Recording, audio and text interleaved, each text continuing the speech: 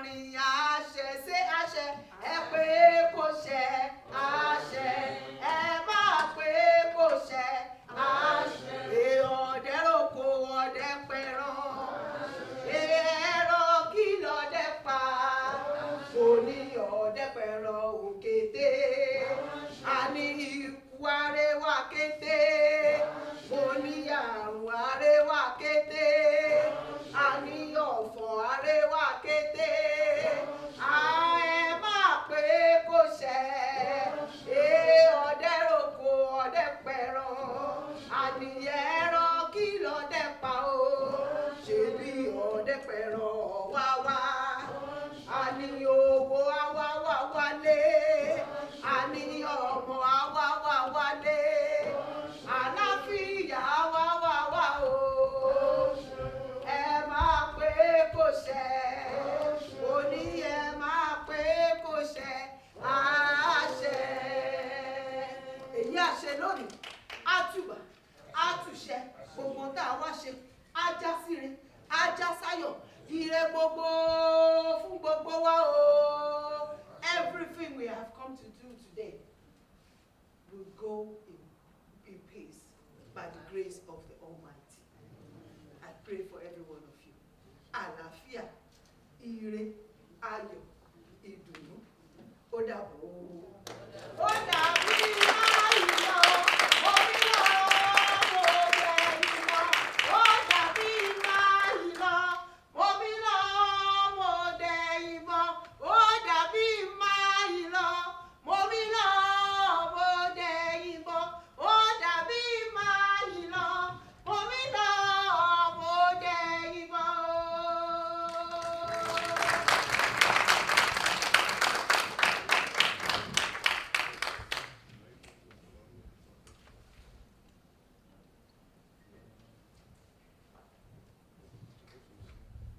Good morning, everybody.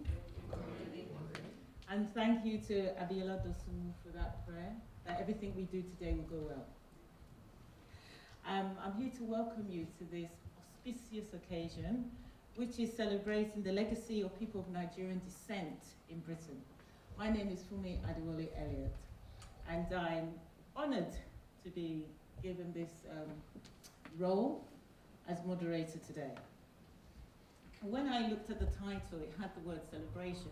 And sometimes I remember thinking, why do Africans always celebrate and black people always celebrate, the Caribbeans always celebrate when we do an event? We call it a celebration of. And I used to think it was a trivial thing. And then I began to realize over time that to celebrate is to reflect, it's to come together, it's to recount, it's to think of strategies forward. It's to say, yes, we've reached a milestone. And I'm sure we're going to notice that when we encounter the talks of our speakers today. We have historians, we have artists, we have people that are looking at contemporary culture.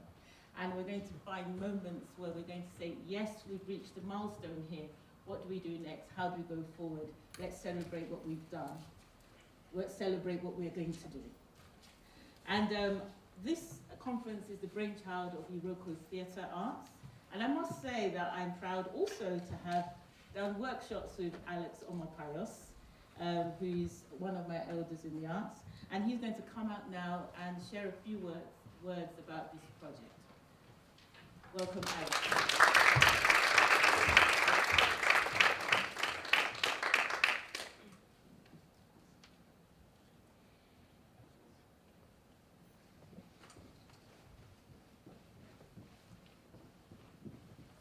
Thanks for that.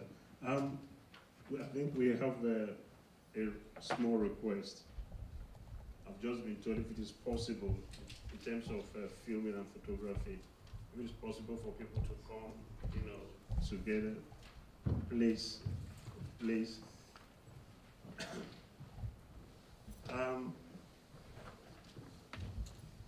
So maybe if we use the front, the middle room. Yeah. Photographer, where are you? Maybe if you come and do this directly. Yeah. Just to fill the space, because the space is all scattered. Thank you. Right.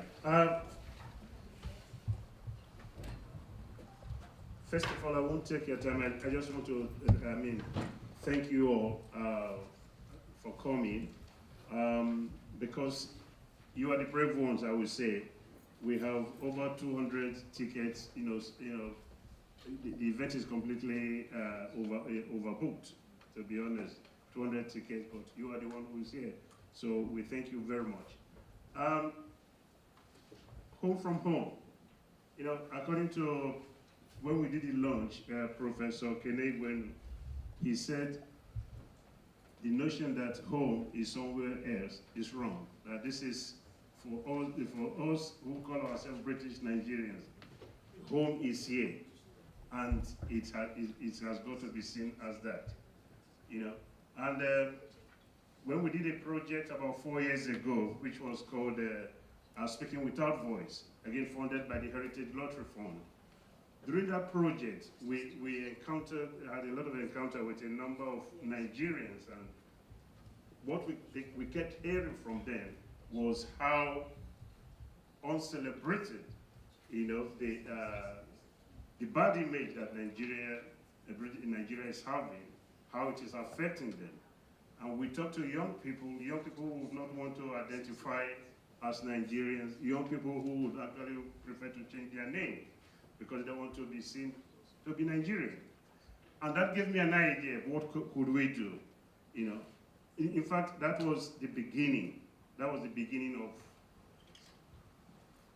the thought to put this project together. And we thank the Heritage Lottery Fund for enabling us, giving us the funding, to do this. And my sincere thanks to all the speakers who are here today.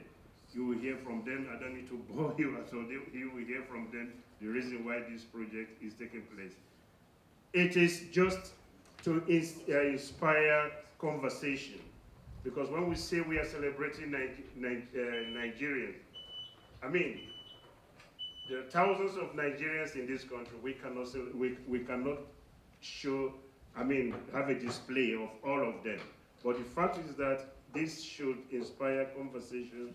There's a website for this project, and if you know of any individual that should be featured in that website, it is up to you. We rely on you to send us information. Please, this is just the beginning. Thank you very much.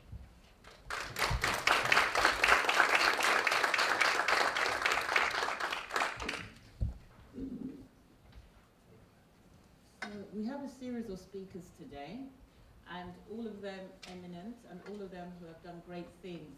If you look in your program, you'll find their biographies towards the back. Please read up on each person. I'm excited to introduce our first speaker, who's Professor Hakim Adi. I've seen this man's name on several pieces of paper over the years, and I had the honor of meeting him this morning. Please, Professor.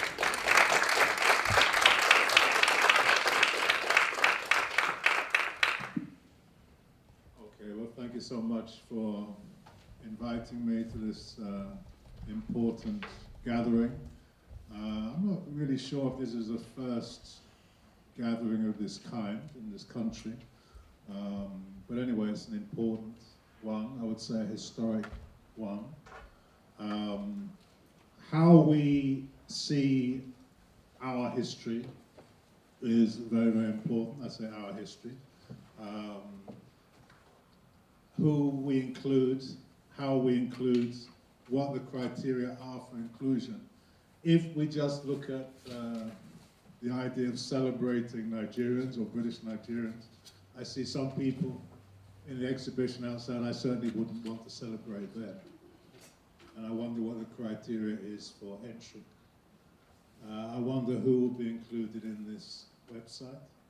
I wonder if I will be included in this website, if I'm eminent enough to be included. So what I'm going to say today is to tell you something about the history of Nigerians in this country. I don't know whether it's a celebratory history. History is not always celebratory. History is there to teach us. We learn from history not to repeat the mistakes of the past. We learn our place in history. We learn the importance of struggle and it helps us to understand change and our role as change makers. And so I'm going to talk about some of those things and just something about the history of Nigerians in this country. Something, because I don't have very long.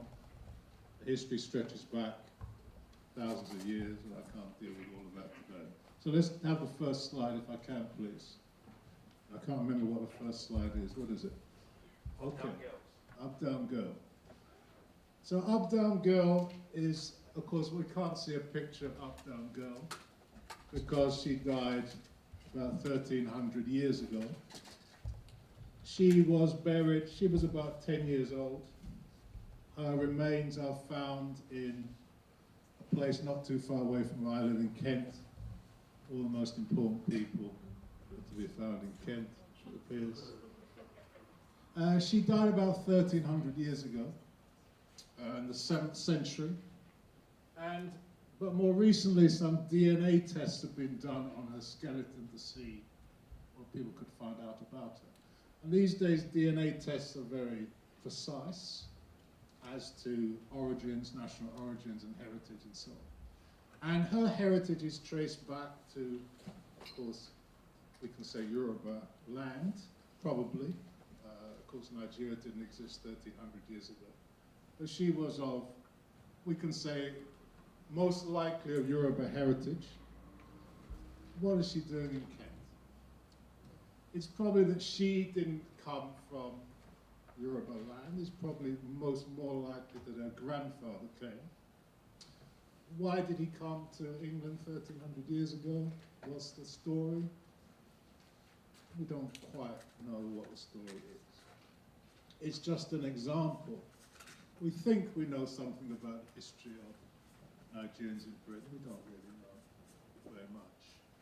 And the more that we investigate, the more we will find about this history. I'm going to leave it there just because of time. Let's go on to the next one and see what's the next one. Okay. So James Gronier, another person from what is today Nigeria, came from Bornu. And he's one of the first people to present an autobiography about his life. It's not quite an autobiography because he didn't write English as far as we know. I'm not saying he was illiterate, but we don't know that he was able to write. It was written for him, but it was based on his life story. I won't go into it now. You can find it online. You can read it for yourselves. He was from the royal family of Bornu, apparently, was kidnapped, enslaved, and so on and so forth. But it's actually a very historic publication. As you can see, published in Bath in 1772, thereabouts. Again, another very important figure, perhaps largely forgotten about today. Let's have the next one, please. So this is one of the most famous of the, we can say, Nigerians, if you want to use that word, of the 18th century, Olado Equiano. There's some controversy about him, which I won't go into today, but he's generally seen as being an Igbo, of Igbo descent. Most famous as, of course, a famous writer, best-selling author, political activist, one of the first, in fact, one of the first Nigerians, we can say, to use that word, to organize politically in this country. And he established the Sons of Africa, as the organization was called. He was also a member of the London Corresponding Society, one of the more radical political organizations of the day that was eventually banned by the government. So his writing is, excuse me, his writing is very, very important. He's one of the first people really to write as an African. You see, he calls himself the African.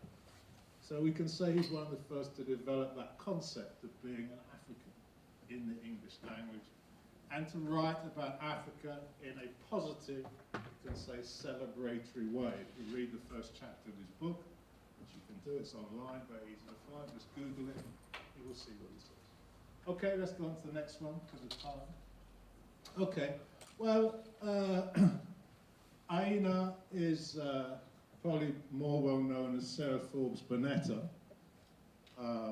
She's interesting, partly because she wears very nice dresses that people like to look at in the photographs. She was an Egbado, kidnapped and taken to the kingdom of Dahomey. You probably know the story, where she was rescued, in inverted commas, by a man called Frederick Forbes, who brought her to Britain, where essentially she was adopted by Queen Victoria.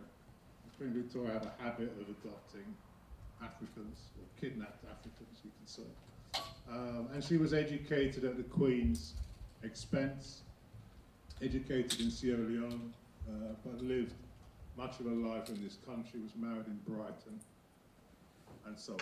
So, again, these are just examples. If we're looking for, I don't know whether it's contributions, but if we're looking for the history of Nigerians in this country. She, in fact, returned to Lagos. She married a Lagosian and lived unhappily, I think, generally, in Lagos. And died in Madeira, which is maybe a better place to die, I don't know. Or maybe she thought it was. Okay, let's move on. Okay, one of my favorites was the first person I ever really wrote about as a historian. The first article I had published was about this young gentleman. His name was Bandele Omoni. He was in this country round about 1908, something like that. He's interesting because, of course, there's a long history of Nigerians coming here as students, which predates him. But he's interesting in that he was a student activist, based mainly in Edinburgh, though he was also in Liverpool. And he's most noted for his publication of his book called A Defense of the Ethiopian Movement, one of the first Pan-African books ever to be written, which was published in Edinburgh at that time. He was a campaigner for the rights of Nigerians. He entered into correspondence with the Colonial Office, with the Colonial Secretary, with various politicians, including Keir Hardie, who has a kind of local connection with where we are now. He's MP for West Ham, I think. He has a very interesting life. He later went to Brazil and was imprisoned in Brazil. In fact, he died in Brazil at the age of 27, just after this, good-looking young man, just after this photo was taken. So a very, very interesting figure. I won't say any more about him now. Let's move on to the next one. Okay. Well, of course, there are many Africans, including Nigerians, who contributed to the First World War. I have to go from here to another place to talk about war. And one of the things that's important to remember about this war is that it was an unjust war. And although these days people like to celebrate Africans who took part in it, we have to bear in mind the nature of that war, first of all. But many of those who participated or were involved in the war were merchant seamen. You're aware that from the 19th century, many Nigerians, West Africans in general, were employed as seafarers, especially on out of Dempster lines, but also more widely. And during the First World War, some of those merchant ships were torpedoed. This is the crew of one of those ships. It calls the SS Apapa. And they were shipwrecked or torpedoed off the coast of Wales. Many of the crew were Nigerians who were killed in that. There are several of these incidents. And the graves of some of these people are still to be found in Wales. But this is just, I couldn't find, there are not that many photos, there are some photos. So these are some of the survivors from that particular ship. And of course, many participated in the war, not just from Britain, but also from Nigeria. And as you probably know, the First World War more or less started in Africa, and it ended in Africa as well. But that's for another time. Let's go on with the next one. Okay. Well, this is actually, I think, the first Nigerian organisation to be formed in this country, the Nigerian Progress Union, formed in London in 1924. It's a very interesting organisation in that it was co-founded by two people. The gentleman on the right, his name was Ladipo Solanke, a very famous Nigerian British personality. The woman in the centre is even more famous than him. Her name was Amy Ashwood Garvey. She was the first wife of Marcus Garvey, and she was the co-founder of the Nigerian Progress Union. What can we say about it? It was founded in West London. There's a lot of things we could say, but we'll move on because of time. Right, okay. So the Nigerian Progress Union gave rise to another organisation even more famous, the West African Students' Union, formed in London in 1925. And here you can see some of the members. This photo was actually taken from the 1930s, and it features Paul Robeson, the famous African-American actor, singer, communist, who was one of the patrons, and his wife, Islanda, who were the patrons, or two of the patrons of the West African Students' Union. This particular photo is taken from the first hostel that WASU set up in Camden Road, which is still there. And I think some of you will know the history of the West African Students' Union, but it was mainly organised, we could say it was dominated by Nigerians. Of course, there were people from, I have to say that, people from what is now Ghana, the Gold Coast. I'm not looking at anyone in particular, no, I'm not. As well as Gambia, Sierra Leone, and so on. And it was, in fact, there were some problems within it because it was a bit too Nigerian at times. Put it that way. But what is important about it is a very, very important organisation. One of the principles of that organisation was very, very interesting, that they fundraised in West Africa.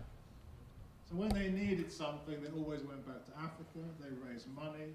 Solanke actually toured West Africa for 3 years raising money. When he came back, they founded a hostel.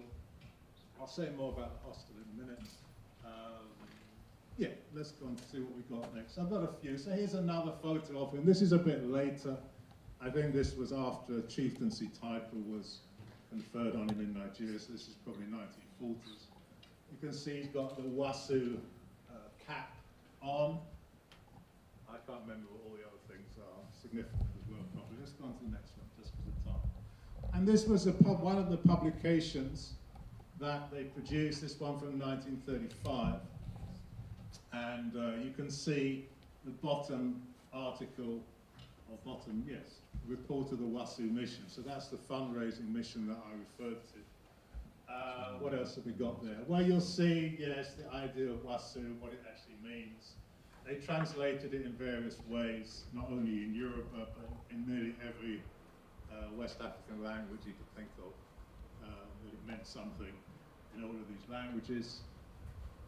What else can we say about it? No, that will do, I think. I mean, this journal was first produced in 1926 and was still in existence in the 1950s, the late 1950s. So it's a very important organisation. Yeah, I mean, there's lots to be said. One thing to say about it is that although it was based in Britain, it established branches in West Africa, particularly Nigeria, but throughout the 4 British colonies. And so it actually led to we can say it was instrumental in the development of the anti-colonial movement in, let's just fix on Nigeria. So Nigerian youth movement, you can say, was assisted in its development by members of West African Students' Union. So WASU acted as a kind of training ground. People would come as students, they'd be educated, and then they'd go back and they'd be in the branches in Nigeria, and they'd do various things there and so on. And it worked the other way. If there was a problem in Lagos, they'd send a cable to London, and eventually they had their own parliamentary committee. So if something happened in Lagos, they'd send a telegram, this is going on, you need to raise it in Parliament. The parliamentary committee would take it, and then they'd raise a question in Parliament the next day. They were very, very highly organised. And Nigerians in Britain today could learn a lot from West African Students' Union. I'm not looking at anybody. Next one, please. Okay, so this is just to tell you something about history. You may not be interested in history, but I'm going to tell you anyway. When you're looking into the history of things, you never know where you're going to find information. So actually a lot of the information about WASU is actually at Unilag. The people at Unilag don't know it's there. It's probably all rotted by now anyway, because I looked at it about 30 years ago. Actually, once I gave a talk at Unilag, and all the people in the talk said, "Where did you get this information from?" I said, "Well, it's downstairs."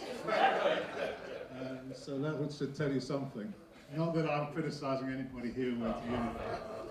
Okay, so the point about this is, I actually found this in Washington, D.C.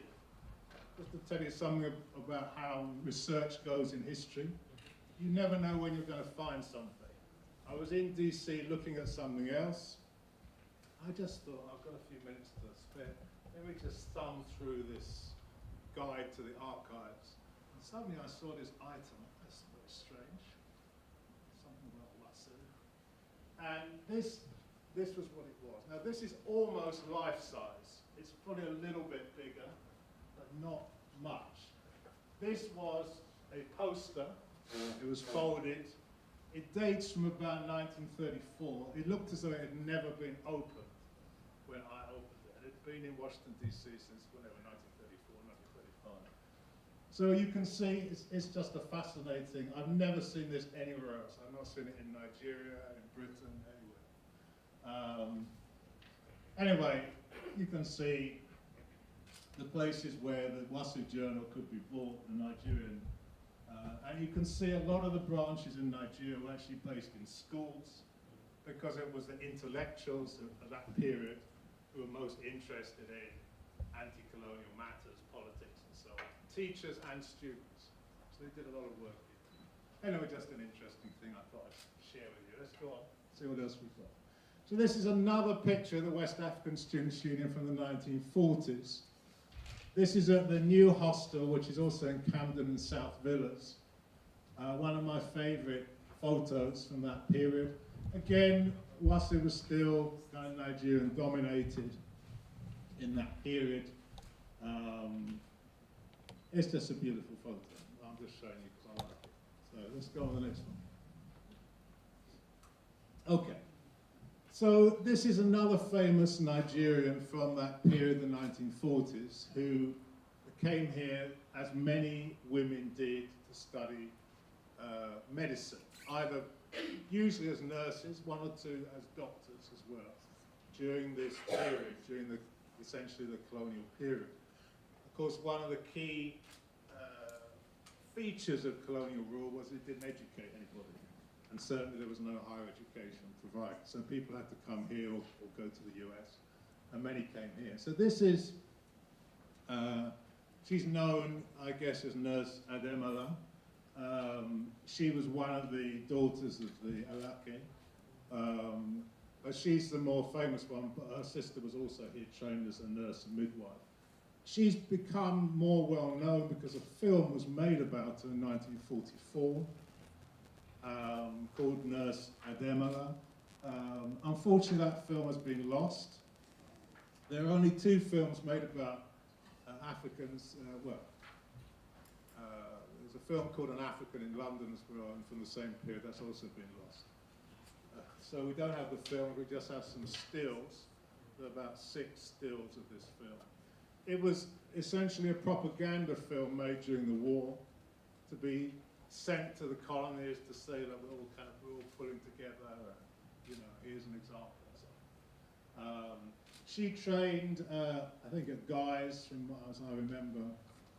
But I'm using the slide really just to emphasize that, you know, Nigerian women were coming here from that period and before the NHS was even founded. Sometimes you'll see online something about, actually I've forgotten her name now, it doesn't really matter. Some people claim that she was the first Nigerian nurse, or first African nurse, or first black nurse in the NHS. I've forgotten her name, because whoever it's supposed to be, she wasn't. There were lots of people here in the 40s, in the 30s, and still, as you probably know, Nigerians are still being recruited to the NHS. Whether that's part of the brain drain or how one wants to see it, that's still going on. Okay, let's go on. Please. Okay, so one thing I haven't spent a lot of time on is talking about the kind of marriages and relationships which often develop during this period. Because although there were certainly Nigerian women here, there were certainly many more men than there were women. I've concentrated so far mainly on students, just because of the images that we have and the information that we have on students. But of course, many other people came here as workers, particularly as seafarers. And they tended to come to places like Liverpool, Manchester, Cardiff, London, as well as London, and all the port cities. And this is an example. This guy's name is Jide Johnson. This is at his wedding in Manchester. This is during the 1940s. I mean, Manchester is a very good example of a place that's very strong Nigerian history, just as Liverpool has, Cardiff, London, and so on. So these marriages or relationships were very, very common. And of course, they tended to produce children and so on and so forth. So many of the oldest, we can say, Nigerian communities, or if we want to call that, or black communities in this country, are of this kind. This is the tradition. If we actually go back to the 18th century, time of Equiano, it was also the tradition then as well. So there's nothing new about it. These days, these families are very greatly celebrated. This photo actually comes from a project called Africa Solo, which was developed in Manchester. You can probably still find it online, which is the children very often talking about growing up in Manchester with Nigerian, not just Nigerian fathers, but West African fathers, but many of them were Nigerians.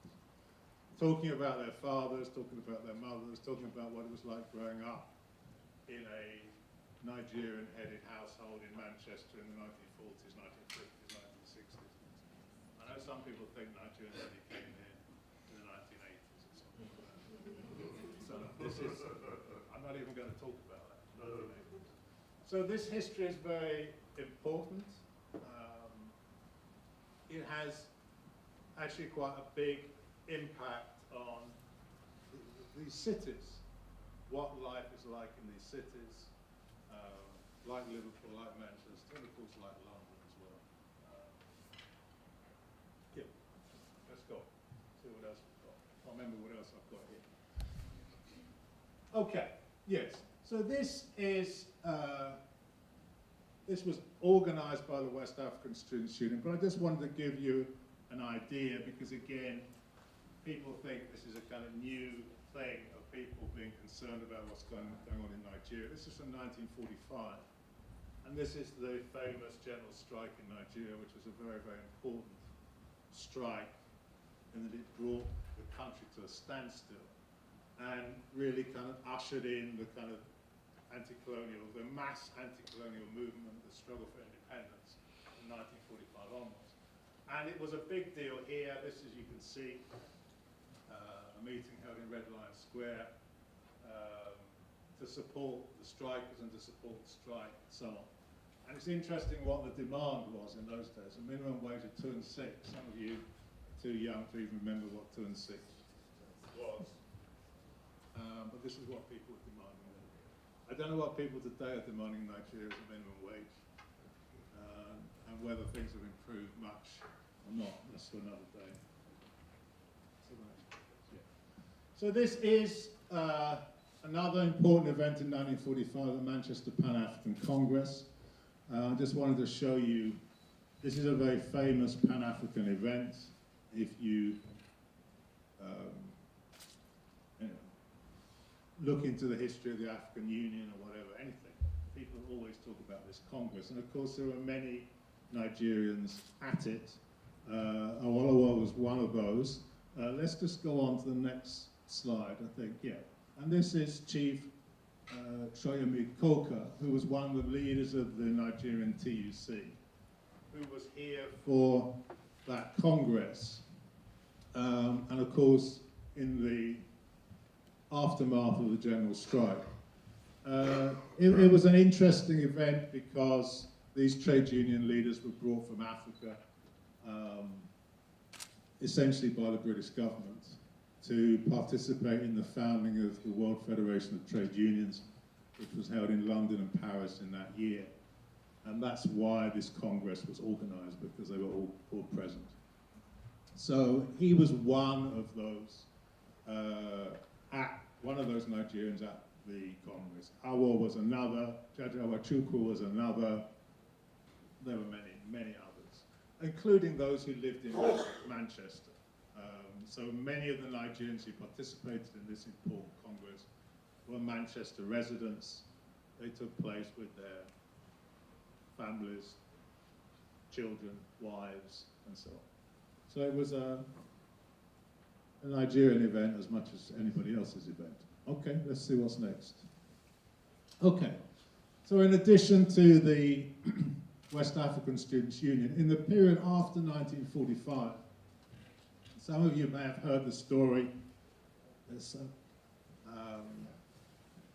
that migration to Britain in that period was all about people who came on a particular ship that arrived in 1948 and all this kind of nonsense, which is an attempt to write a lot of people out of history, amongst other things, apart from a complete distortion of the facts. But actually, in this period after 1945,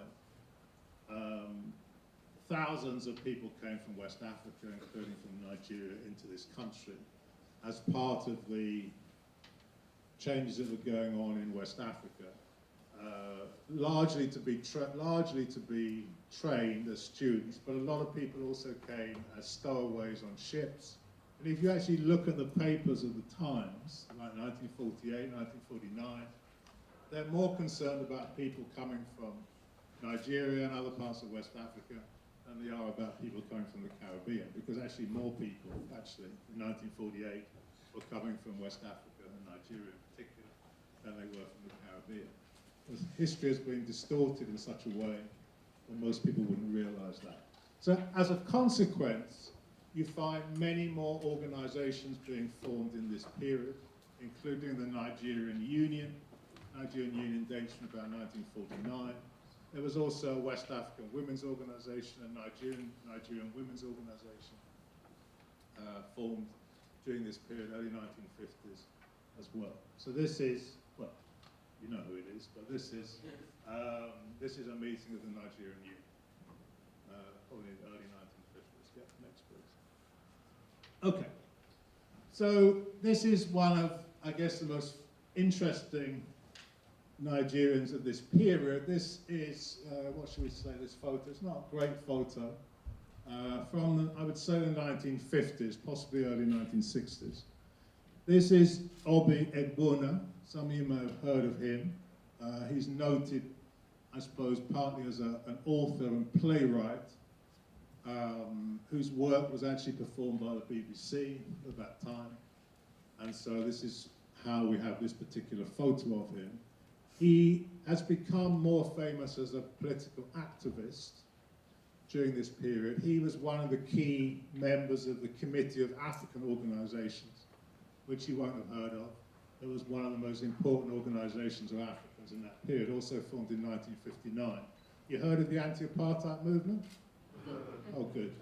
So the Committee of African Organizations formed the anti-apartheid movement. They led the founding of the anti-apartheid movement in this country. Now, Obi Egbuna was a member of COW, as it was known. COW was, for a time, headed by a Nigerian. I won't go into it now because it changed over time. But COW was a coalition of African organizations, about 14 different African organizations. Obi Egbuna was, for a time, the editor of its journal. Its journal was called United Africa, and was an important publication during the early 1960s. Then he became one of the leaders of the Black Power movement in this country. Now, usually when people talk about Black Power in the 1960s in Britain, other people's names are mentioned, and I won't go into now who they were. But Obi Egbuna is often left out. But he really was one of the leaders of the movement. He was a leader of the Universal Colored People's Association, which was set up in 1967. He chaired that. He wrote a book called Destroy the Temple, which you can still find, which is about the movement in Britain. And he was arrested for his activities, actually imprisoned for a while during the late 1960s. And then, anyway, he kind of, well, it's said, I'll tell you a story about him. I'm not sure how true this is. He was held in prison for a long time. I say a long time. He was held on remand, I think, for about 3 months in prison. And when he came out of prison, his case was held. His case was held in court and so on. And the story is that he employed white lawyers to represent him, and that kind of so undermined his credibility in the Black Power movement that his influence was lost subsequently. Anyway, that's the story. That's part of the story. There are other reasons, but that's part of the story. Okay, let's see what we've got next. Ah, yes. Yes. So this is, I'm sure that's a great picture, but this is Folarin Shylon, who some of you may have heard of. He was, amongst other things, he was Dean of Law at University of Ibadan, but he's important in Britain not as a lawyer. He was a very eminent lawyer, and you can read things about him. But in Britain, he's important not as a lawyer, but as a historian. He's one of our, obviously there's a tradition of Nigerian historians in this country, but he was probably the first great Nigerian historian. He wrote 2 important books. One's called Black People in Britain. The other one's called Black Slaves in Britain. They were both published in the 1970s. Difficult to find now. You can still maybe get a little bit expensive. But he was a very, very good historian. I don't know the full story of why he wrote these 2 very important books and then continued. He trained in this country as a lawyer and returned to Nigeria as a lawyer and as an academic. So I'm not quite sure what the story is about how he came to write these 2 books, but they're very, very good books, very good. Highly recommend them if you get the chance to read. So that is him. Okay, let's see what we've got next. Okay. So I thought, I'm not sure if this is the last slide or not. This is the last one. Okay. That means my amended presentation. Didn't read. So this, as you know, is Buchi Emecheta, and I guess the most probably still the most famous British Nigerian writer, whose books are, who obviously lived in this country for many years, probably for most of her adult life, and whose books are, most well-known books are largely autobiographical, about being a Nigerian woman, married to a Nigerian man. You can say, not there's anything wrong with Nigerian men. But I'd point that out from the way I said it. Yeah, what was her experience of living in Britain and the problems that she had? Obviously, people are aware of the difficulties she had. You know, she was married very young, she had children very young, she started writing to kind of escape from her marriage, and her husband destroyed her first manuscript. So her books narrate this experience, her experience, but also perhaps a more universal experience of Nigerian women in Britain at that time. So a very, very important writer. And yes, I mean, she was also quite a prolific writer. Of course, we have some very eminent writers with us today, so I don't want to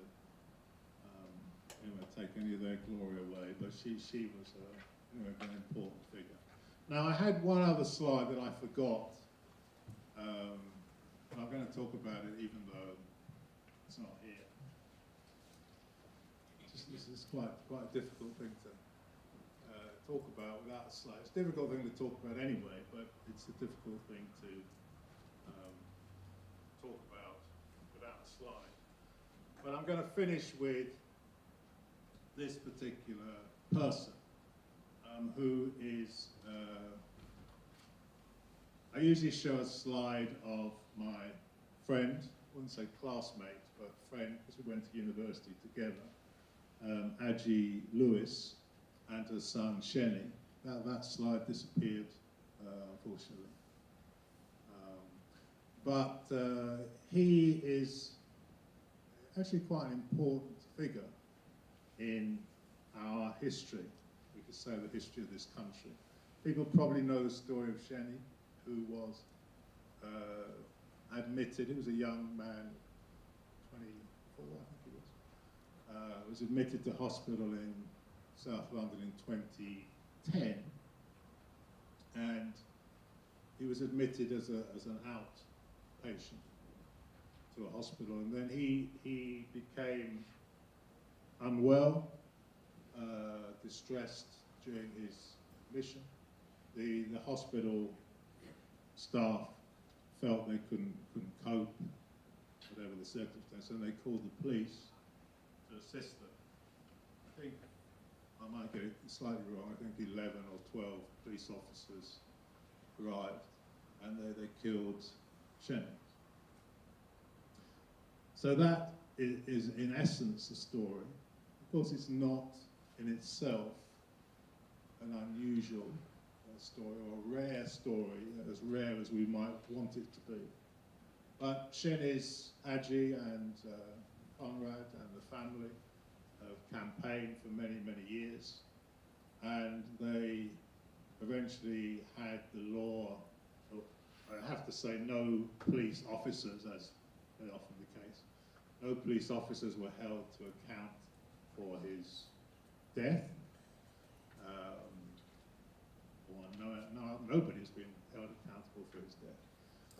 But they campaigned for many years, were able to get a law changed to protect people in those circumstances of vulnerability.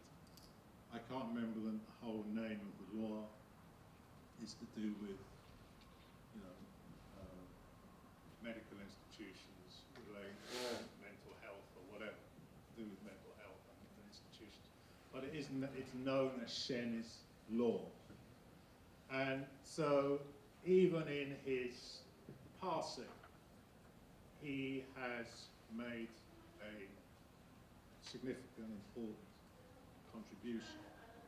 And it's a reminder that although we often think in terms of celebrating, we have to understand the context of the history that we're dealing with. That in history, things are not always, not everything is positive in all its characteristics. There are many difficult things which Nigerians as well as others have had to deal with in this country. And we have to recognize them all, appreciate them all, understand them all, learn from them all, so that we take something from this history to go forward and to be able to advance in the future. And of course, it's always that advance which is important. And I think one of the key things that history teaches us, and some of it I've alluded to in what I said today, is that the importance of people's unity, of people working together for the advancement of all. I'm not going to go back, well actually I'm going to go back to the exhibition outside. So we have some people in that exhibition who don't do that. Actually, they're not interested in the advancement of Nigerians or the advancement of anybody much, perhaps apart from themselves. And so I think we should learn from our history. Who are those Nigerians who are important to us? Not necessarily those who have high office or got a lot of money or are very prominent, but what have they done for Nigerians? What have they done for us? What have they done for this country, for life? What have they done for other Africans here? These are the kind of questions and criteria that I think are important. So there's no shortage of Nigerians here. There's loads of Nigerians here. But people who have actually done something that we can say, yes, we can be proud of this. They've done something for us. They've contributed something positive, something to advance. This is, to me, very, very important. And as you know, anyway, I won't say anything about Nigeria.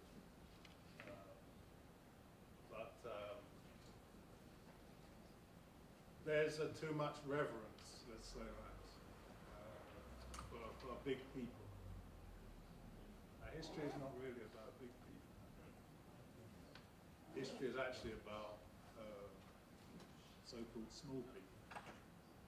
Because it's the people that we don't know about who actually made change. If we go back to just go back to the general strike in 1945, who participated in that? You don't know. I just point to one person who was the leader of the TUC in that period. But that was made up of thousands, tens of thousands of men, women, children, young people. We brought the country to a standstill. Because, as everybody knows, the most important people in any country are those who do all the work. And the same is true in Nigeria today. People who are important are the millions of people who work every day. Not the millionaires and billionaires, they're not important. So I think, as I said, we're thinking about who we want to celebrate. And it's important to bear these kind of questions. That's it.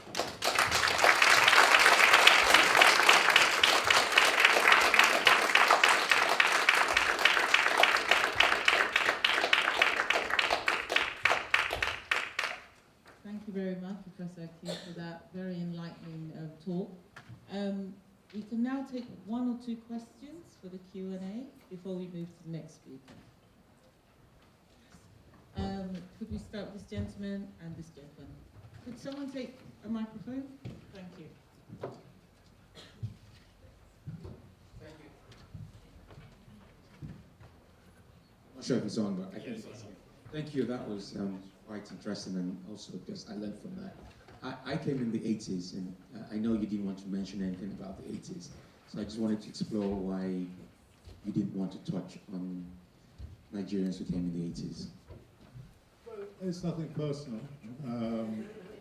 The thing is that the more recent period is more well known. So people have personal experience. Probably many people in this room have had personal experience. So when deciding what I was going to do, I said, let me talk about things that you may not know about. Because a lot of people, not you personally, a lot of people who came in the 80s think, oh, I came in the 80s. Like it was, you know, something like prehistory. I was like a pioneer. I came in the 80s. Because obviously people have come in the 21st century. So there's this tendency to think that, you know, everything started in the 80s. Well, everything didn't start in the 80s. You know, people came in the 70s, in the 60s, in the 50s, in the 40s, in the 19th century, in the 18th century, in the 7th century. So we have to have an appreciation of all of it, because otherwise, again, there's a kind of distortion of things. We don't really understand. You know, my father came in the 50s. And so, you know, let's actually understand the history. Then we can, you know, we have a greater appreciation of what it is we're talking about, what it is we're drawing on. Because we have all these memories. We have all these memories. We understand that, you know, for example, I don't know whether it's true. I remember talking to Miss Ola, she was known, Mama was many years ago. She said, okay, when we came in the 1930s, we wanted to eat whatever we wanted to eat, hamala, whatever it was. But we couldn't find this, we couldn't find that. So we used to import some things. She said, you know, my mother would pack all these things and send them to Tilbury and so on and so forth. But she said we found some local things that we could use. So one of those things was ground rice. I think also semolina as well. So these traditions, these ideas, these things which make up you know, what people think of as aspects of Nigerian culture in this country, they're not necessarily recent things. They go back a long, long time, maybe 100 years or more. So it's important that when we understand the world in which we live, we try and understand all of it. If we only understand a part of it, we kind of get a distorted picture of things. And there may be very important things that we don't understand. To give you another example, I said Alado Equiano was we can say he was an early Pan-Africanist. He actually formed an African organization. But he was also involved in a British organization at the same time. So why was he involved in both of these organizations? Well, maybe he understood something about the way that politics works. In fact, the organization he belonged to had a very interesting political philosophy. They said, if you're interested in the rights of black people, you must be also interested in the rights of white people. If you're interested in the rights of white people, you must also be interested in the rights of black people. In other words, you need to be interested in the rights of all. So we're in the 21st century, a lot of people don't understand that politics. They haven't even got to that level. That's where they were, where Equiano and others were in the 18th century. So when we study history, we learn these things. And hopefully, through learning them, we can also emulate them. And not also emulate the mistakes of the past, but the positive things. So, looking at some of this history, I had 45 minutes. I couldn't talk about it. So I decided that's what. The last question.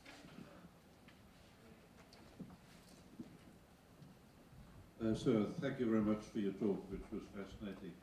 I've also got a question like the previous gentleman that goes beyond your talk, and I don't know if you feel you're able to answer it, but I'm interested in how you would contrast the migrant movement here in the UK, comparing West Africans with East Africans, because East Africans, Kenyans, Tanzanians, Ugandans, have quite a different profile in this country, in my view, because of pre-colonial or colonial or post-colonial history, and a number of facts. I'd just be interested whether you have a view on that in terms of your Pan-African experience.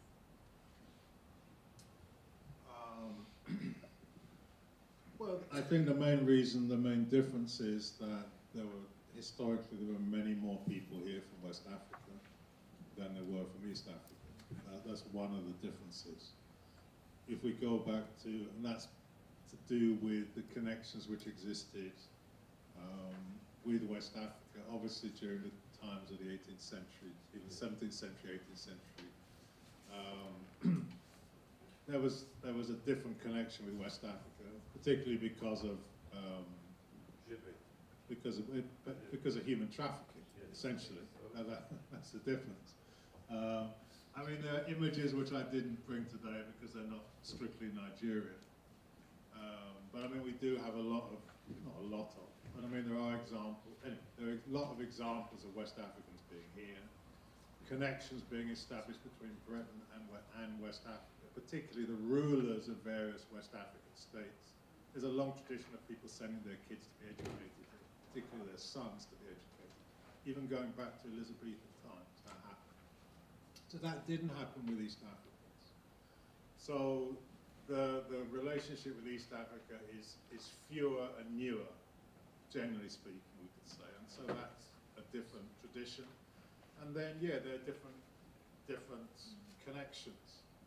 So we have communities here today from quite big communities from Ethiopia, Eritrea, and so on, which have no particular historical connection, colonial connection. Obviously, there are people here from Tanzania, Kenya, Uganda, but the traditions are different. The colonial traditions are different. The traditions of people coming to this country. Obviously, there were some people like Kenyatta was here from the 1920s. One or two others were here. People were here from Hastings Banda was here. One or two people who were here.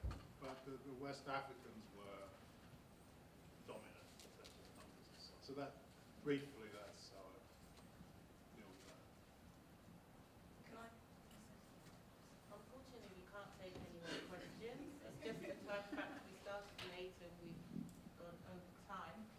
But I would like to encourage people to write their questions on a sheet of paper. Not because I'm going to send it to Professor Hakim, but because I'm going to, you can address them. Yes, please. Well, you can, you can send them. Maybe I can answer them in a video or something quickly. One of the easiest ways to do it. Yeah, but I would definitely. Or read my book.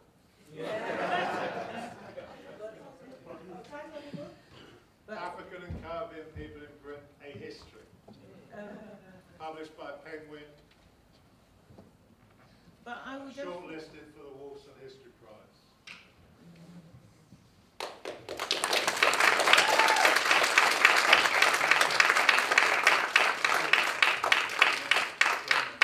Two more questions. Great. I think Lekia asked, and then the lady over there. And if you do have a question, please write it down, because I'll make sure IROKO Theatre get it. You never know, it might spurn another event. So Lekia, your question. Please. Thanks very much. Thank you for such a brilliant presentation. I just wanted to ask this question, because you mentioned about a particular boat that came in, or ship that came in at a particular time, and how the focus is all on that. Actually, just 2 days ago, someone told me about another ship that came in with Africans, and it was called MV Oriel. I'm sure I'm not pronouncing it properly. So I just wanted to know if you know anything about that, if you can enlighten us a bit more about that. I can't remember that, but I mean, the ships are coming in all the time. Yeah. The Elder Dempster Line was established in the 19th century.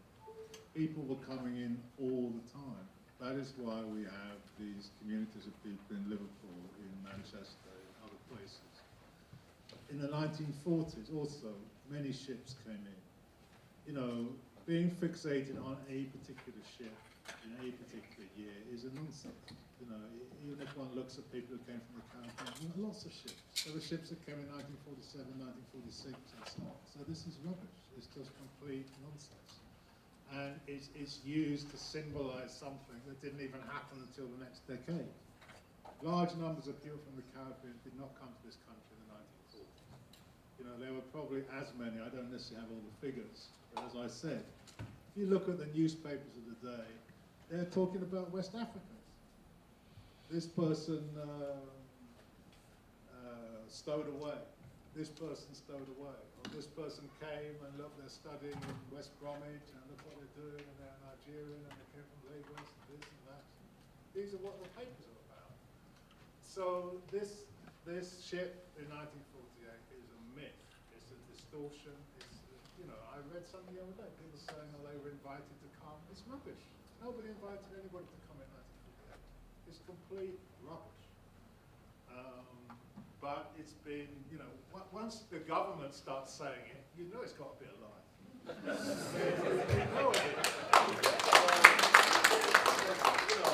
To have a day, it excludes everybody from the African continent. And those of us who draw our heritage from the African continent are the majority. people from the African continent are the majority black population in this country. People from the Caribbean are a minority. It's not, I'm not being hostile. It's just a question of fact. So why distort the fact? So anyway, if you read my book, I call it the myth of the whatever it's called, that shit. I don't even want to talk about it because it's why do you want to keep saying these things which are not true? It's bad enough. I have people attacking me on YouTube for talking about the Africans here in Roman Britain. Yes. Oh yes. All the time. People attack me. It's just for for telling the truth about this history. So then to have other people going around spreading lies and myths and all this kind of thing, it's just ridiculous. Anyway, that's enough on that. Can we have the next question? Well, no, just to reiterate the thanks for the talk, I just couldn't agree more about tracing the history and going beyond the kind of modern period. And just great, so thank you so very much. I just wanted to ask about your thoughts, kind of looking forward when you look at Nigeria today. Are there any elements that kind of give you hope in terms of progression and sort of Nigeria's, I guess, present and future? Nigeria, did you say? Yeah. You mean Nigeria in Nigeria? Nigeria. Yeah. Let me just say one other thing before I talk about Nigeria.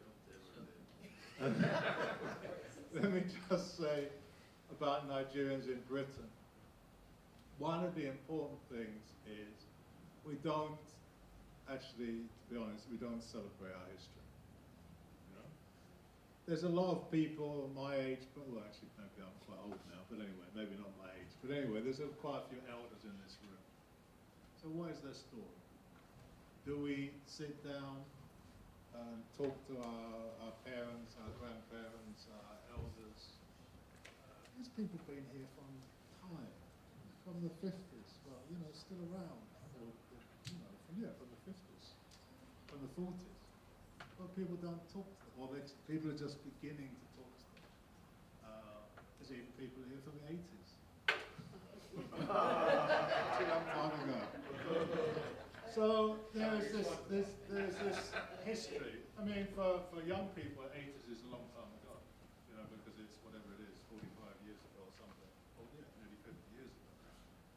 Recording this history is important, and there are so many institutions who could help. Everybody, people religiously go to church and so on.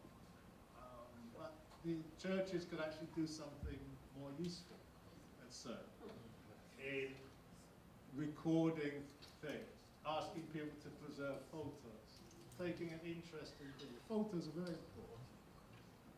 What was it like in the 70s? What was it like in the 60s? What photos do we have? It's just basic things. So we need to understand the importance of these things and do something about it. And again, I mean, Nigeria.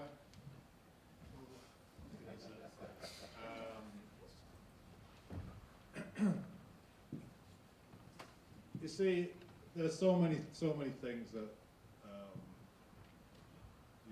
one can say. One thing I will say is that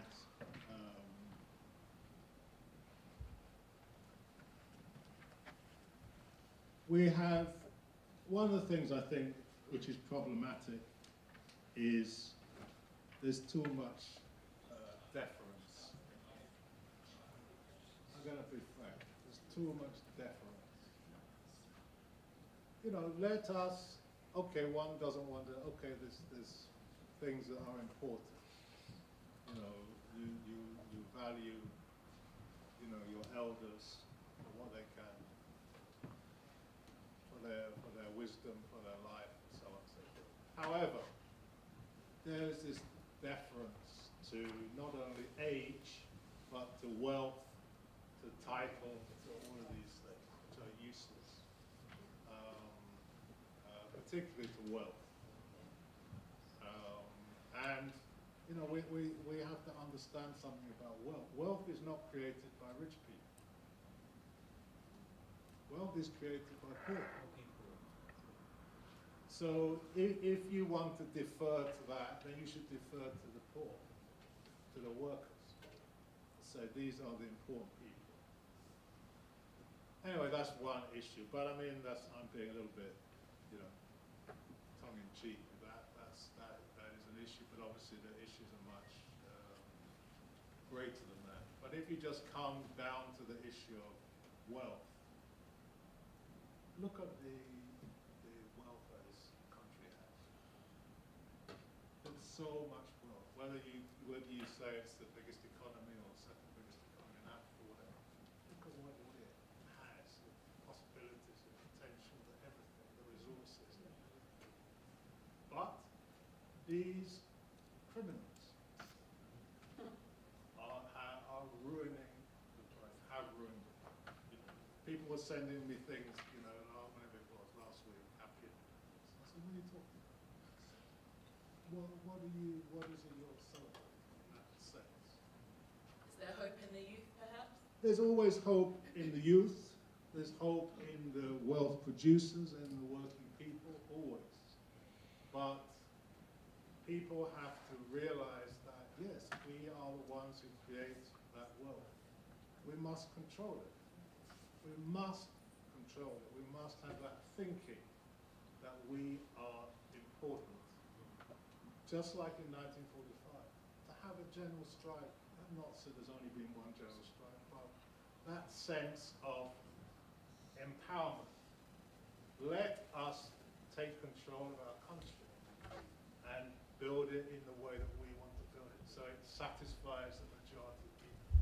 How can you have one of the biggest economies in Africa that cannot provide water? It cannot provide electricity. It cannot provide kerosene. This is disgusting. That is, to have people parading around as politicians, and they cannot solve these simple problems, let alone sewerage, which I would say is the other key.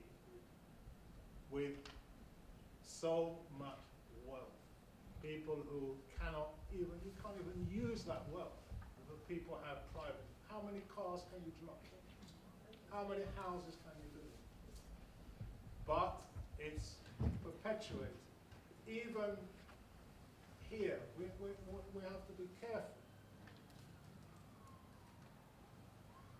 The money that people spend on rubbish. Yes, of course. Anyway, I'm not going to go into it. But how do we use these things to advance everybody? Yes, of course I can have a party and I can invite 200 people and it can cost me £20,000. Yes, of course, that's not a bad thing, to entertain your friends and so. But are there other things that we could do that might improve things for everybody? So I think to learn from this history, to, as I say, have less reverence for these crooks. Reverence for crooks is no. Because somebody has a title, no. What are they doing to advance things? These, I think, are crucial things. But that's a very, very big question, which, anyway, maybe we should talk about it every time we meet. Because, just to go back to this history of the Nigerian Progress Union, West African Students Union, and others, they had two main aims, essentially. I know. One was how to look after Nigerians or West Africans in this country. That was one. The second was how to advance Nigeria. What can we do? How can we wrest it back from the colonial rulers? Our situation isn't very different now.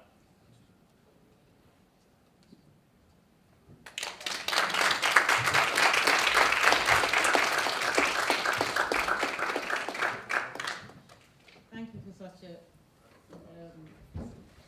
important session.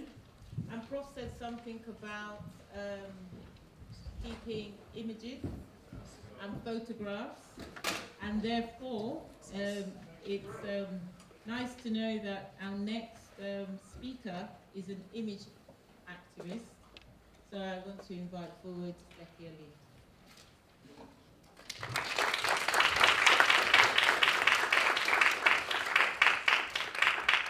Thank you very much. I'm going to stay behind the podium. Well, good afternoon. I'm a little, well, we're a little bit behind time, but hopefully, this is a short presentation, so I hope you'll enjoy it. As much as I enjoyed researching it, well, kind of enjoyed. It was till very late at night. Have you got... Yeah.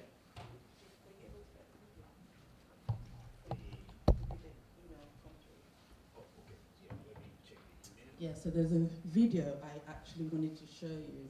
It was a viral video on TikTok and Instagram, but I don't know if we have it. I'll just try and explain it though if we don't.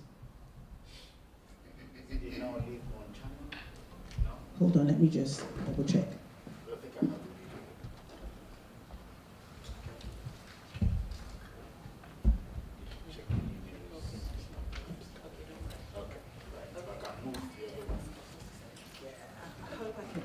Anyway, so I was, someone sent me this video while I was scrolling through as you do, when you have a lot to do, you're looking at Instagram anyway. And it was a young American white girl, and she was fascinated with the discovery that her hair grew from her scalp. And she was thinking that her hair actually grew from, that her hair actually grew from the ends, you know. She was wondering, is there hair in my forehead or something like that? But anyway, I just wanted to show you that, sometimes there's some simple things that we don't really tend to understand. So anyway, unlike that American young lady, I'm sure that all of us here understand the biology of hair, and we know that it grows from our scalp, and maybe also we understand its biological functions as well. Because there's so much more to hair than it protecting our scalp. But even that alone is a very important function. Actually, it's one of the reasons why we have our large brains. Thanks partly to the protection our hair gave our ancestors from the scorching sun of Africa, our brains could develop and grow big into this complex organ it is today. This complex organ that is helping us create technology and society. And society is all about what we as human beings have created. It's giving us meaning to what it is to be human. And this is where heritage comes in, because it is our humanness that creates the heritage. But firstly, what is heritage and how is hair part of this heritage? According to the Cambridge Dictionary, heritage is history, traditions, practices, languages, and I'm stressing on the language, which I would, make you understand why I'm doing that in a minute, and other features of a particular country or society that exists from the past and continue to be important. So I stressed on language. We know that language is used to communicate. When you want to, get to know someone or someone wants to get to know you, you speak to them. The interesting thing is that hair is language because it communicates to us. It tells us about someone's status in their society, someone's age group, marital status, mental state, beliefs, religious affiliations, even gender. Sometimes guys have different hairstyles from girls, and it's all mixed now, but you get the picture. And hair has been used to communicate in every culture, in almost every era in history. If not every era, actually. I can't really think of any time in history that hair hasn't been used to communicate. Hair has been used to oppress people. For example, you think of prisoners, when they're taken like prisoners of war, their hair is shaved. back in the 18th century, no, late 19th century actually, when women want to be disgraced, here in France, for example, and even here in the UK, their hair was shaved. In China, anywhere in the world, hair has always been used to either communicate, to oppress, or to uplift. So it's the same thing when it comes to Nigeria. Hair has always had a deeper social meaning than just the pure artistry and the aesthetics that we, attribute to it. It's a combination of creativity and communication. And so now, the first slide, which you've already seen anyway.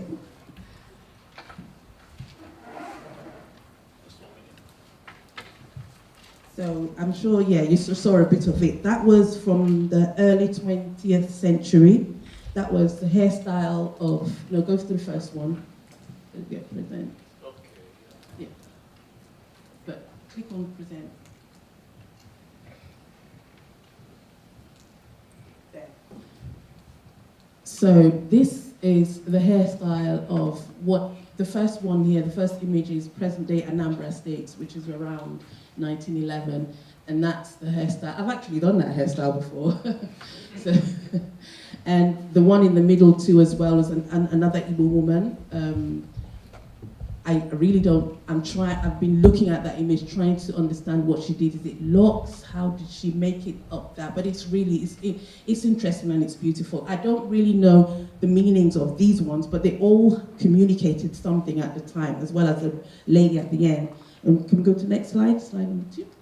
These are actually men too as well. You can see the elaborate hairstyles on them. It's, it wasn't a situation of just shaving the head and all of that. They actually had some real intricate hairstyles. The one in the middle too also resembles locks, and then it's made up like into a pyramid or something like that at the top of his head. Next slide. This is a little bit more recent from what we've just shown. Now, I'm not Yoruba, so if I butcher the name, please do pardon me. And someone can shout out the actual correct pronunciation. But this one is called a Kojushoko. Did I butcher it? Shoko, sorry, oh. Hey. It's the 1980s guy that's telling me. Okay, let me give you the mic. Can you tell me what it is then? Kojusoko. Isn't that what I said? Kojusoko. Okay. Anyway, you understood me. Great. Yes. And I'm sure you know that those of you that are Yoruba, you know the meaning of it. Thank you. Yes, face your husband. So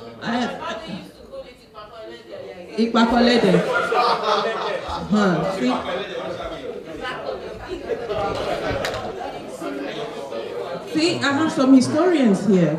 Anyway, going forward, what's the next one? The next slide. Okay, does anyone know what this one is then? Yes? Koroba? Yes.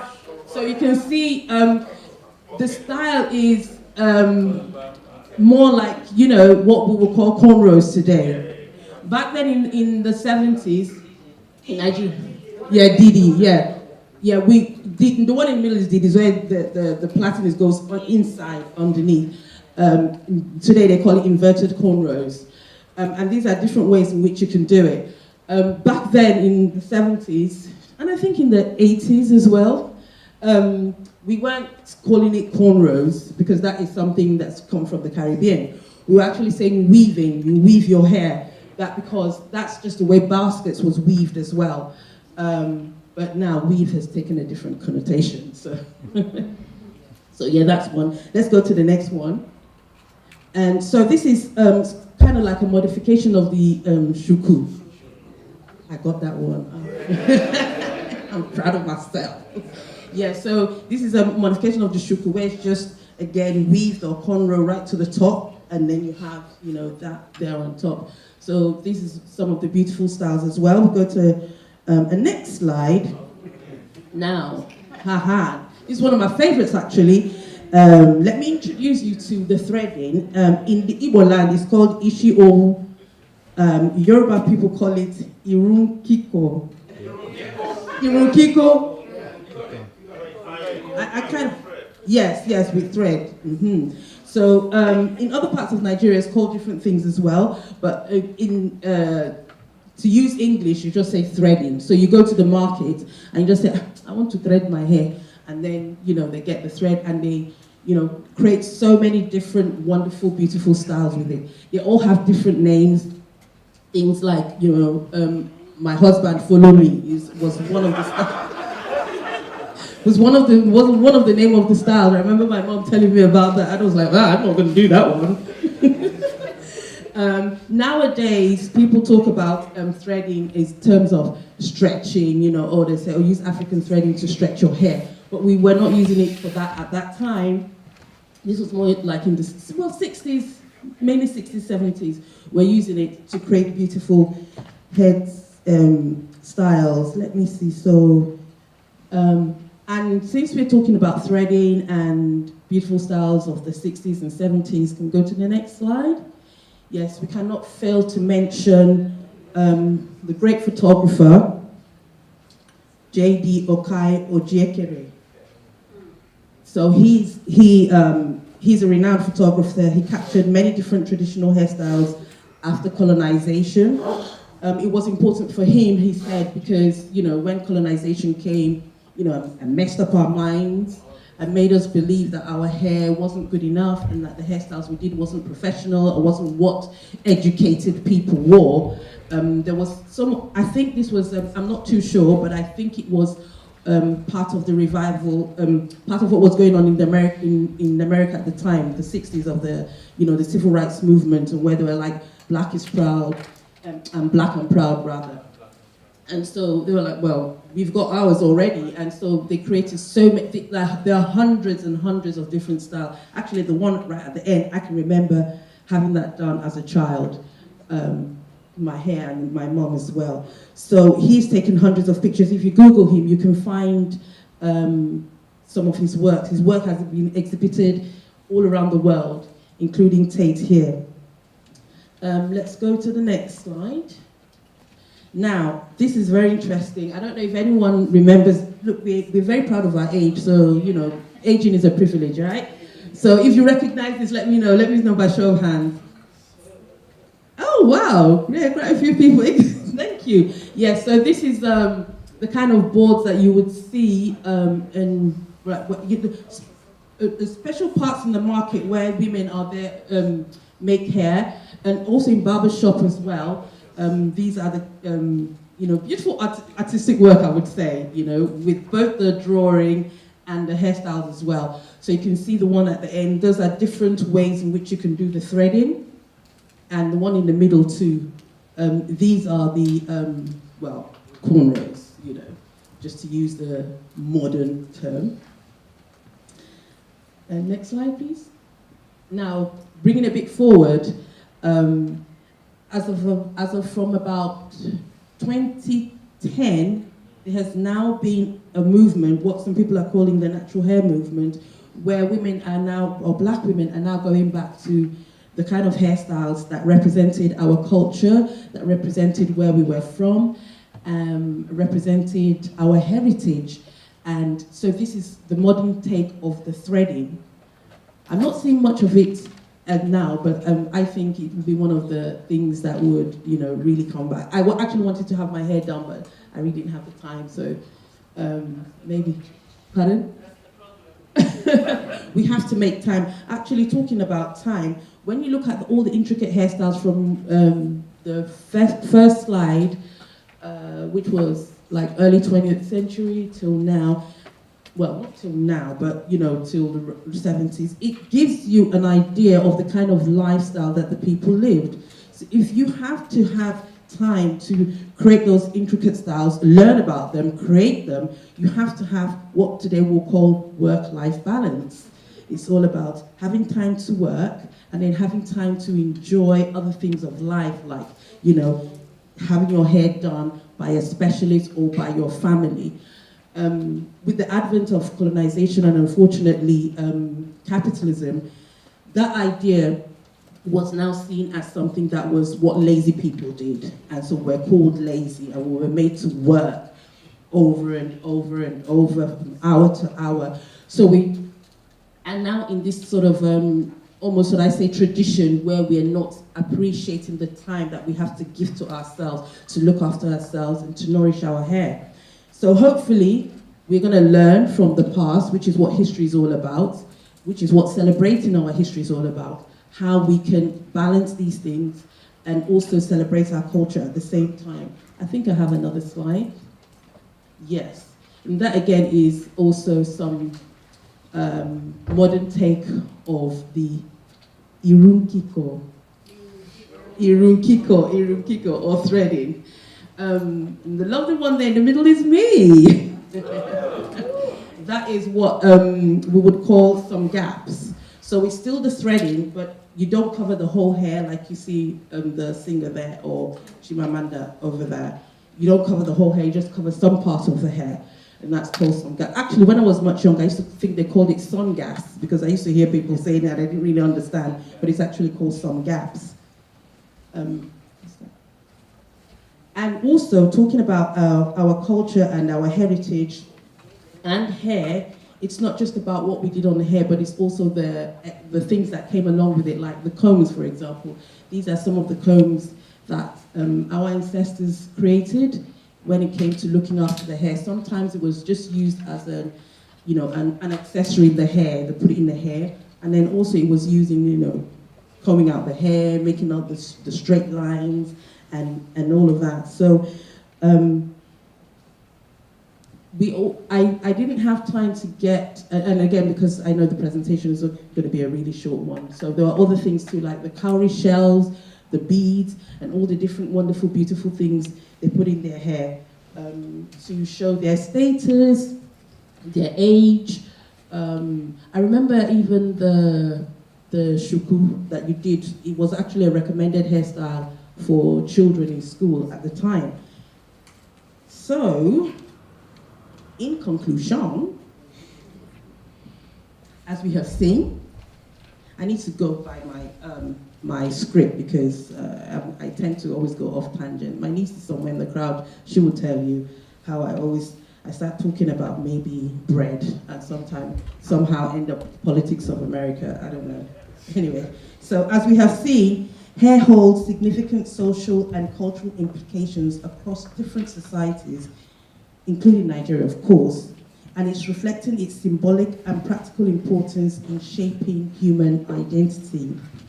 From its historical significance as a marker of social status to its role in religious practices and personal style, hair remains powerful as a means of communication and self-expression.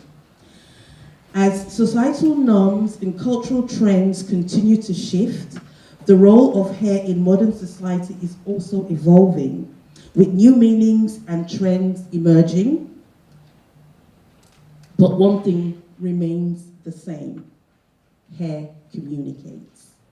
Overall, the many meanings of hair reflect the complexity and diversity of human identity and highlight the importance of respecting and celebrating individuality and cultural heritage. To celebrate our hairstyles is to celebrate our culture. To celebrate our culture is to celebrate our heritage. Thank you.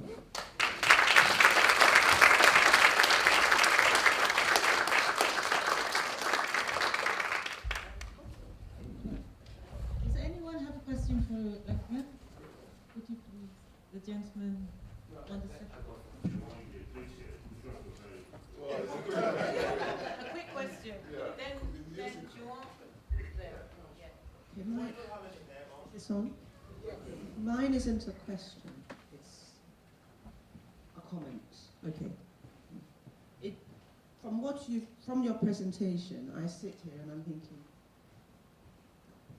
it seems everything communicates to us, African tradition, because I've never thought of hair as something that communicates. But I know fabric does, and the symbols. And when you said something about husband follow me, I thought to myself, even in clothes. African fabrics. Yeah. I remember my grandmother saying something about you can insult someone despite the pattern of the fabric that you're wearing. Very true. You can, you know, there's one that says, Ujamia Minriabo. It's the Ghanaian language. If you divorce me, I'm not going to eat stones. Thanks for that. Thank you. Yeah, thanks very much for that, because that happens with clothes as well, with materials. I mean, we've lost some of those meanings, but they're really very interesting. It's actually something that I'm thinking of looking into, and if anybody, you know, I think it's very interesting. But yeah, thanks very much for that contribution. We have one more question. Yeah, thank you. Sorry, so Lekia, my question is to do with the plaiting of hair and the fact that, well, I remember plaiting of hair, well, my grandmother in particular, always having her hair plaited. But in England of like the 1980s and beyond, it seems to have been claimed as a masculine thing. Any comments about that? Plaiting hair as masculine? Yes. Like oh. Schools, kids, you know, you don't see girls like with their hair plaited. Oh. It tends to be boys. Interesting, yeah. That's quite interesting. It's actually the answer I would give to that question is not a very short one, but I'll try and make it short. Well, first it's because the plaiting, it's easier or better done with Afro-textured hair. But we moved away from Afro-textured hair, or female moved away. The idea of femininity was seen through the Western eyes, and that was long flowing hair. So that's what we were gravitating towards. For men, it wasn't so much so. So men were, in a sense, allowed to still have their natural hair. So they have, you know, experimented with it, they've plaited it, they've done, you know, twist and locks, and it's more like it's acceptable for men to have their traditional, well, natural hair, and because of that, it's easier for them to have traditional hairstyles. So that would be my short answer. But we can talk about that later.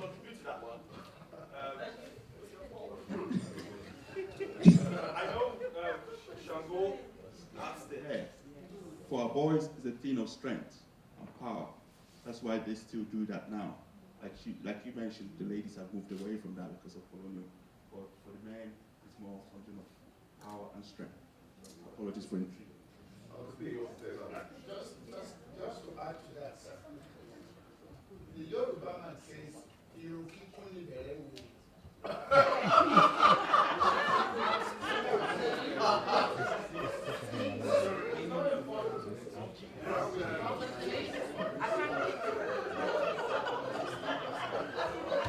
We have to understand that the meaning of hair differs from culture to culture and from tradition to tradition. Yes.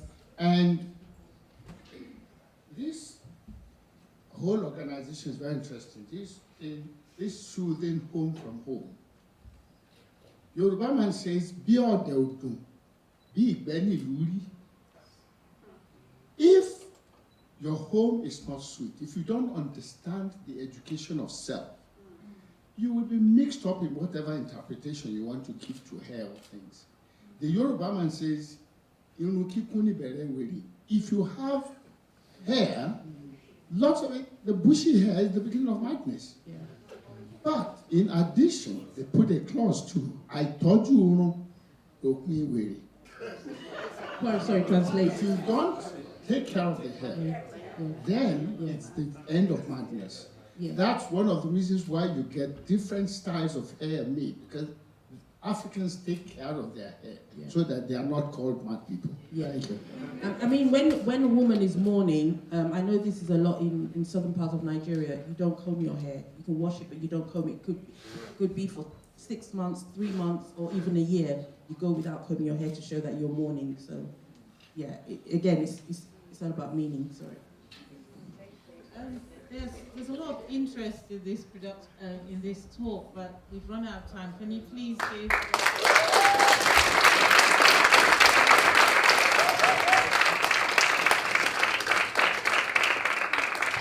And thank you, Lekia, for taking the time to compile that information.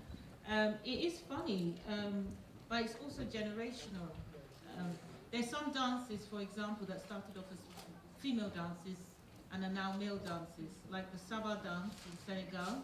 It originally was a female dance. Women still dance it, but now, majority of the people that you see taking the dance around are male. And sometimes, generationally, things shift for various reasons, which unfortunately we don't have time to all discuss, but let's move on. So our next speaker is going to talk about art. And we have with us today Hassan Aliyu, FRCSA, President of the Nigerian Art Society. Please come forward. Thank you.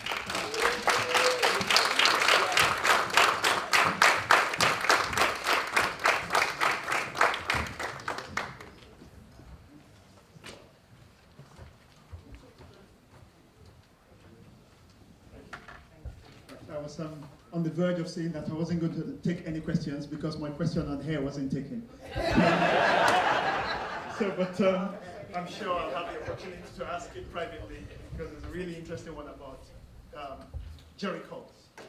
Okay.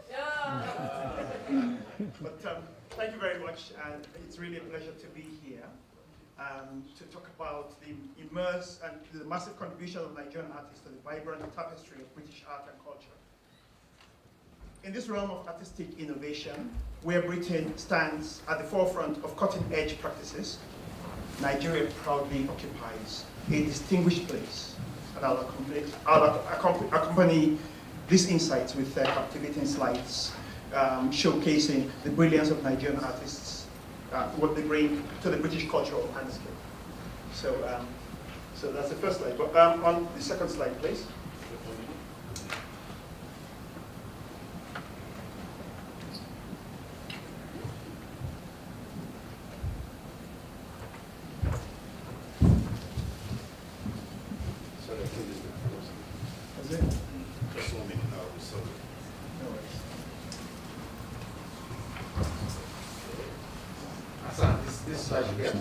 Right, okay, it's probably a very huge file size. Anyway, so for a brief introduction about me, my name is Hassan Aliyu.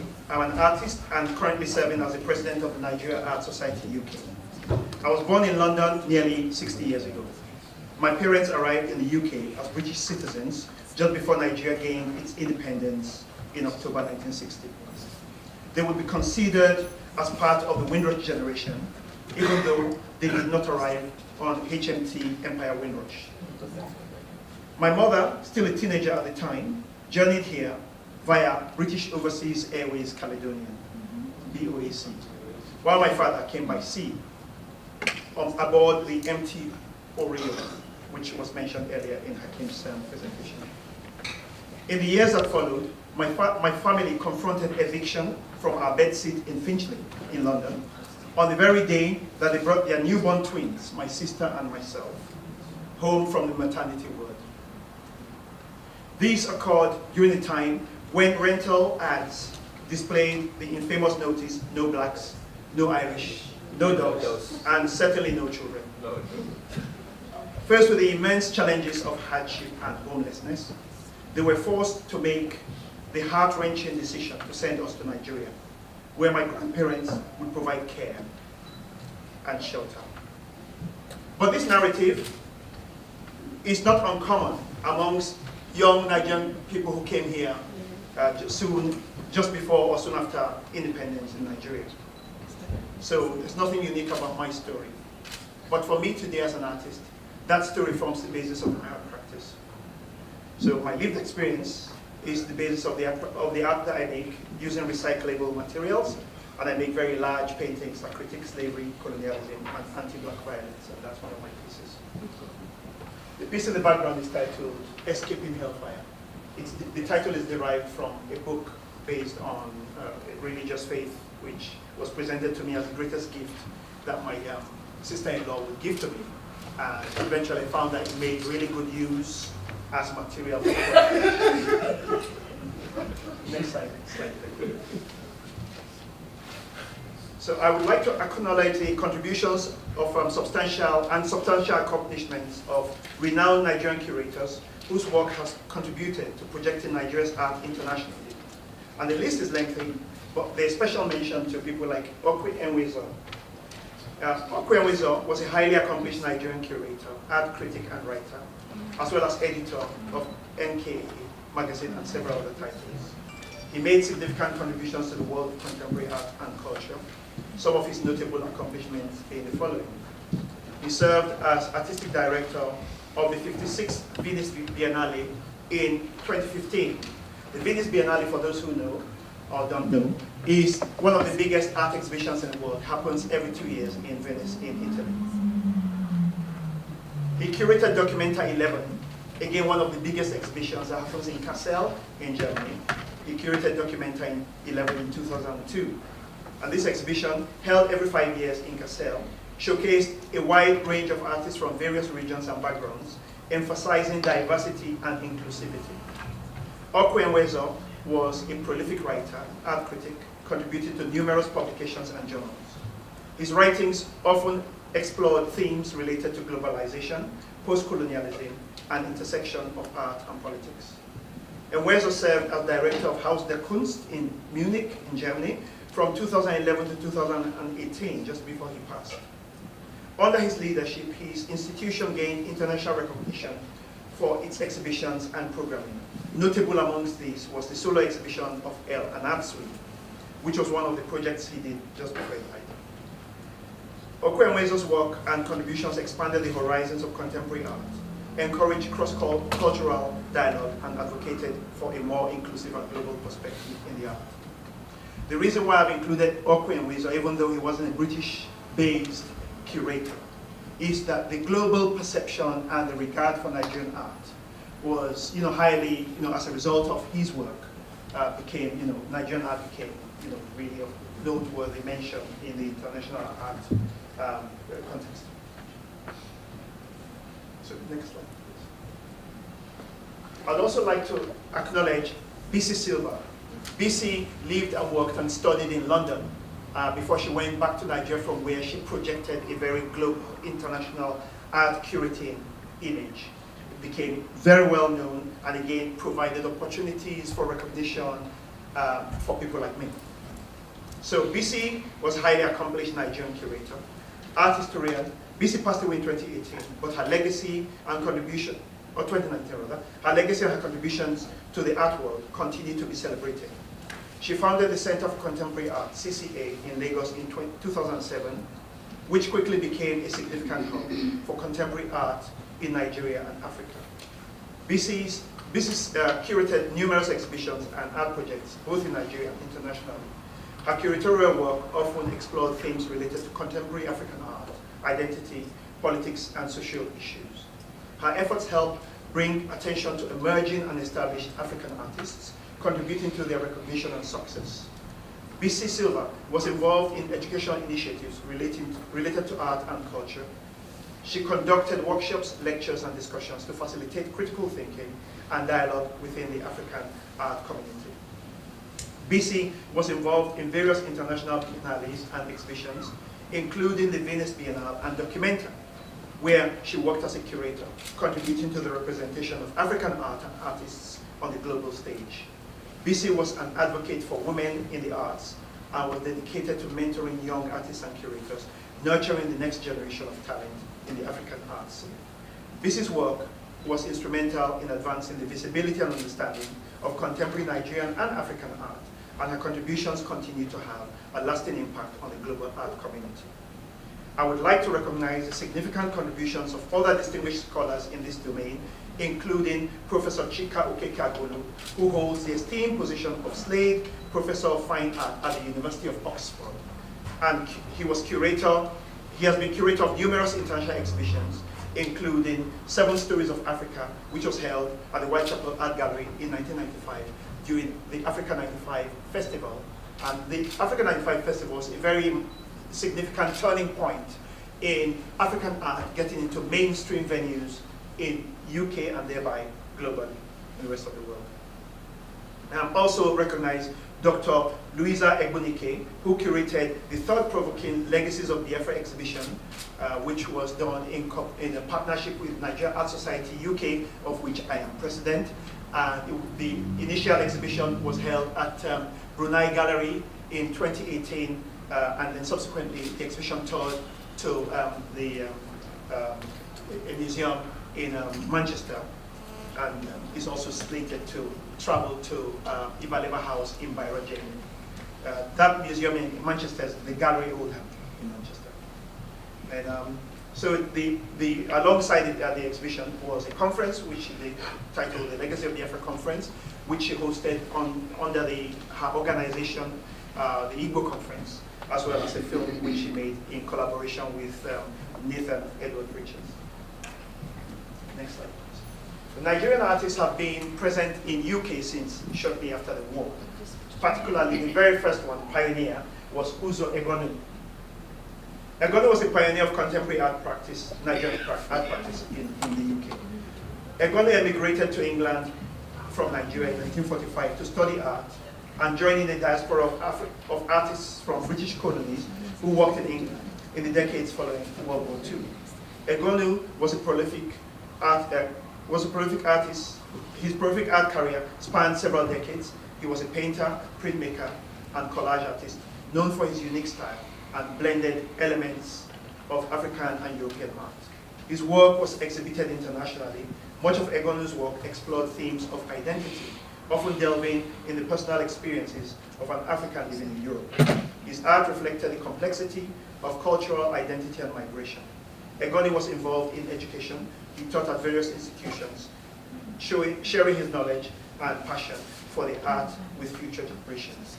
Uzo Egonu's accomplishments are a testament to his artistic talent, his impact on the representation of African art in the global context, and his exploration of identity and cultural themes throughout his work.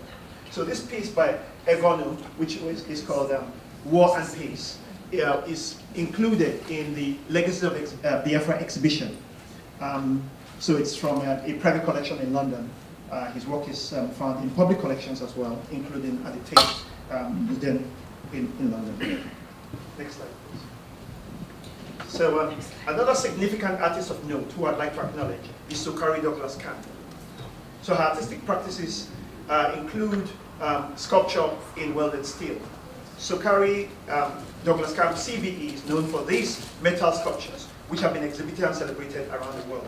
Her work has been featured in major exhibitions, galleries, museums, including the Tate Modern in London. Her sculptures often draw inspiration from Nigerian and Calabari culture. She is renowned for her innovative use of materials, particularly welded steel, often combining traditional themes and motifs with contemporary artistic techniques. Her work often explores themes related to identity, culture, and diaspora. So that's Sukari Douglas Camp, CBE. Next slide.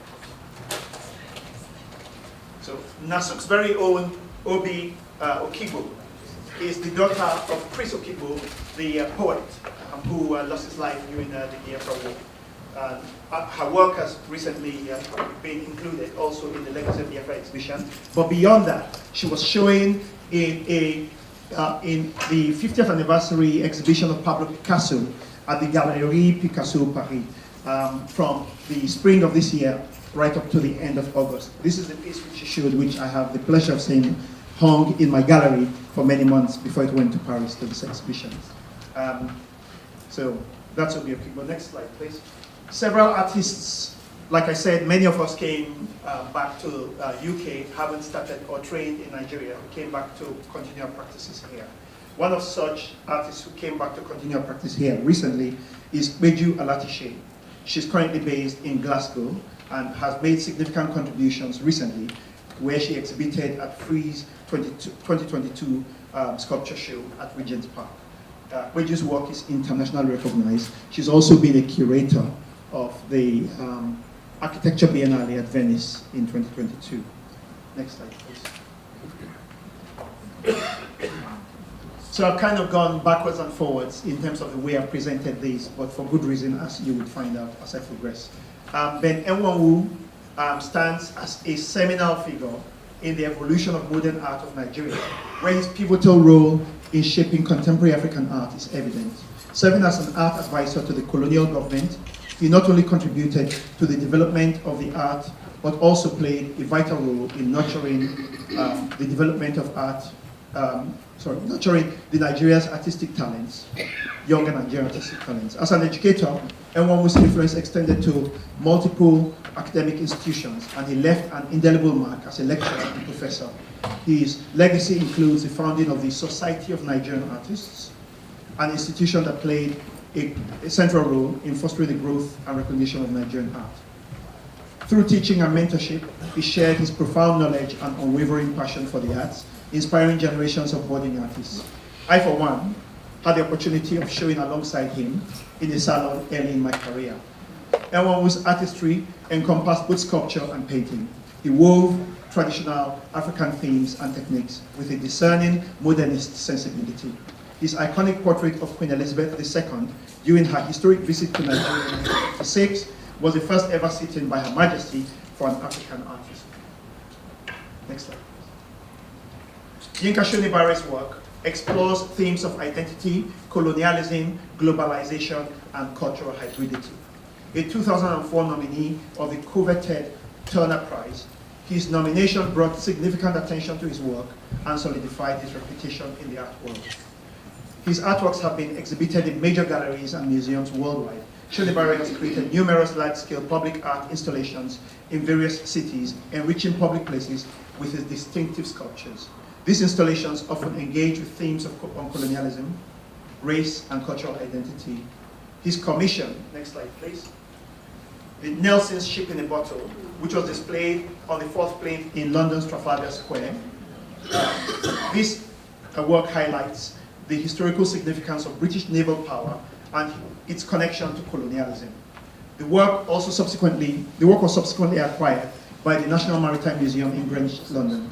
Yinka Shonibare's art serves as a form of cultural and political commentary. He uses his work to explore complex issues, challenge stereotypes, and provoke critical thinking about issues related to colonial history and globalization. Next slide, please. In 1994, I worked as curator of a gallery in South London. And amongst the art shows I visited, the MA art shows I visited included one in which Chris Ophili's work was featured. Unfortunately, I didn't have the vision at the time to select his work among the list of exhibitions I showed in that year, but that is my claim to fame. So Chris Ophili's OBE is known for his innovative and provocative artwork, primarily in painting and mixed media. He has received numerous awards and accolades for his contributions to contemporary art, amongst which is the Turner Prize, which he won in 1998. Ophili is known for his innovative use of materials, including his use of elephant dung as a medium in some of his artwork. This unique approach challenged conventional notions of artistic materials and symbolisms. His paintings are characterized by their rich and complex imagery, often featuring vibrant colors, intricate patterns, and layered symbolism. His work explores themes related to race, identity, religion, and cultural hybridity. Most of Ophili's works delve into issues of African and Black diaspora identity. He explores these themes through a combination of African and Western cultural references. His artworks have been widely exhibited. Next slide, please. An ongoing exhibition of his commission commemorating Grenfell Tower disaster is currently installed in Tate Britain. This opened a few days ago. While best known for his paintings, Ophili has also worked in other mediums, including sculpture, printmaking, and watercolor. His diverse artistic range allows him to explore various themes and techniques.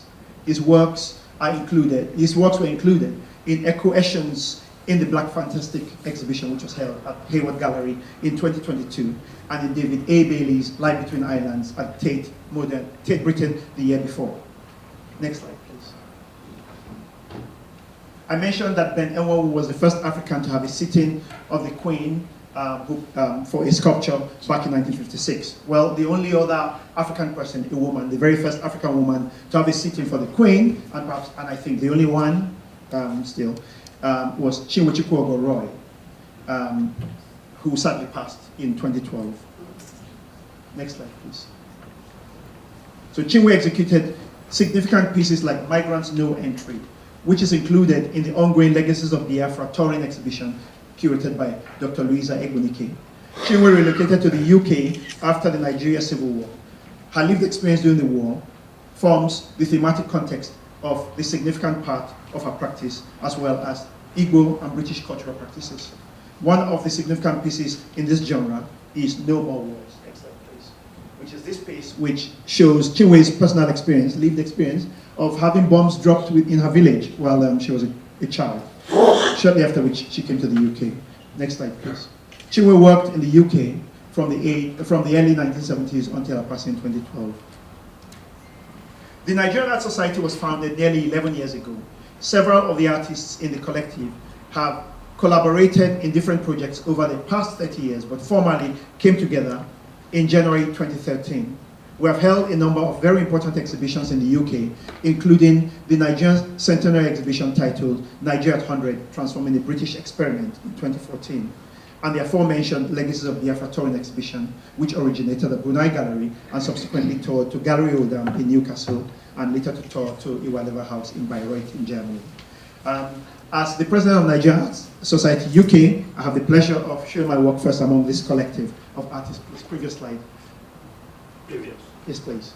So this is one of my pieces. It's titled Deep Blue Sea. Like I say, my work engages with the theme of colonialism, slavery, and the dystopia and the events of, that have manifested from those historical epochs. This piece is an abstract. It's made entirely in recycled material, mostly from breakfast cereal boxes, which I collect in my house, predominantly. And then also there's a whole host of other materials, which I term essential commodities. And essential commodities is a global term for those goods typically made by Tate & Lyle, Nestle, and other sort of colonial era conglomerates who operated in Nigeria before independence. And so the whole idea of essential commodities in imported consumer items is the basis of the non-production or very low production of our own staples today in Nigeria and our dependence on imports. Next slide, please. I titled this piece Congo. This piece is actually an installation, but it's difficult to show an installation in this photograph. So this piece is 8.5 foot high in the round, actually, it's diameter. And in front of it is a Maxim gun. And so a Maxim gun built with the wheels of bicycles, which I salvaged, as well as paper and sort of various pieces of scrap material. The Maxim gun is pointed straight at the painting, and on the floor is some tires without the bicycle, without the wheel. And then in between, in the middle of the tires, is a skull, a human skull, and a chopped off hand. And this piece looks at the partitioning of Africa from how the scramble was initiated by King Leopold's advance into the Congo because the bicycle had been invented and somehow they couldn't really go very far with wooden or metal wheels. They needed rubber for the wheels for the bicycle to go at its speed. The essence of the wheel in the composition is also talk about industrialization and how Africa has become the industrial dumping ground and in fact even the source of European industrialization through being the source of the materials for which industrialization, in fact even the Enlightenment, was based. Next slide, please. So this piece is by Ade Ogundimu, who is a member of the group. He calls this One Rose. His work is used in his recreated. By the way, Ade Ogundimu is on my course on the doctorate in fine art at this very university, University of East London. We're both in the final year.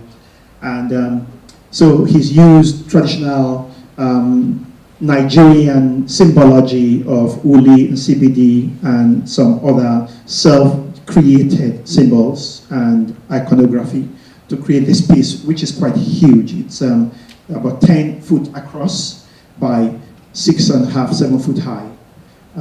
So it's quite a significant piece. It's got a sculpture, which is installed, a carving, which is installed in the middle of these strips of wood, which he calls a technical shu sugiban. And next slide, please. And another piece by Ade Ogundimu, which is included in Legacies of Biafra exhibition, and which critiques, it talks about the war, but also critiques it from perspective of Britain's involvement in the war. So up there, there's a dove holding in its mouth is an olive branch, but also in its claws, on its talons, there is the British mark, or the British flag rather. And you can see the dense, dark, ominous sort of scenery with fires and commotion, pandemonium. He's looking at colonialism as a source and a cause of the numerous wars that are still ongoing in Africa. Next slide, please. This piece is by Alex Badebo. It's in a printmaking technique. It's in wood cut, and he's made it. Alex works in London. He's made he's looking. His source is derived from traditional Nigerian cultures and practices of fishing with calabashes and people standing in the water to catch their fish, such as you'd find in Arugungu. Next slide, please. And this is by my friend, the Vice President of Nigerian Society, my brother, Chike Azonye. And this, again, is a piece of his which was included in the Legacies of Biafra exhibitions, looking at the events and the outcomes of the war in terms of the tribalism, the whole three-tribe system, which is on the top right of the painting, the victims of war, malnourished children, as well as graves there in a brief sort of, and then of course there's INCBD sign up at the top left of the painting. Next slide, please.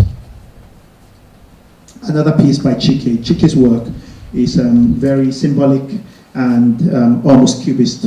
Next slide, please. And this piece is by Dotun Adigbite, one of our members, and this is made in wood.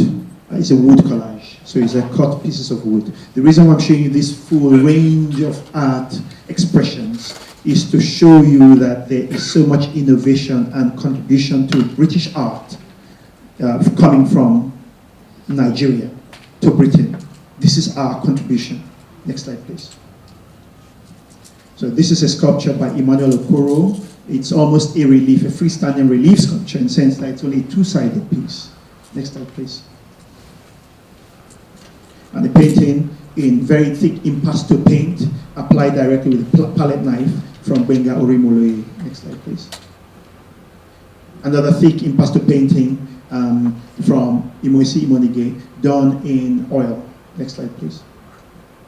This Kunle Adegboye is an award-winning printmaker.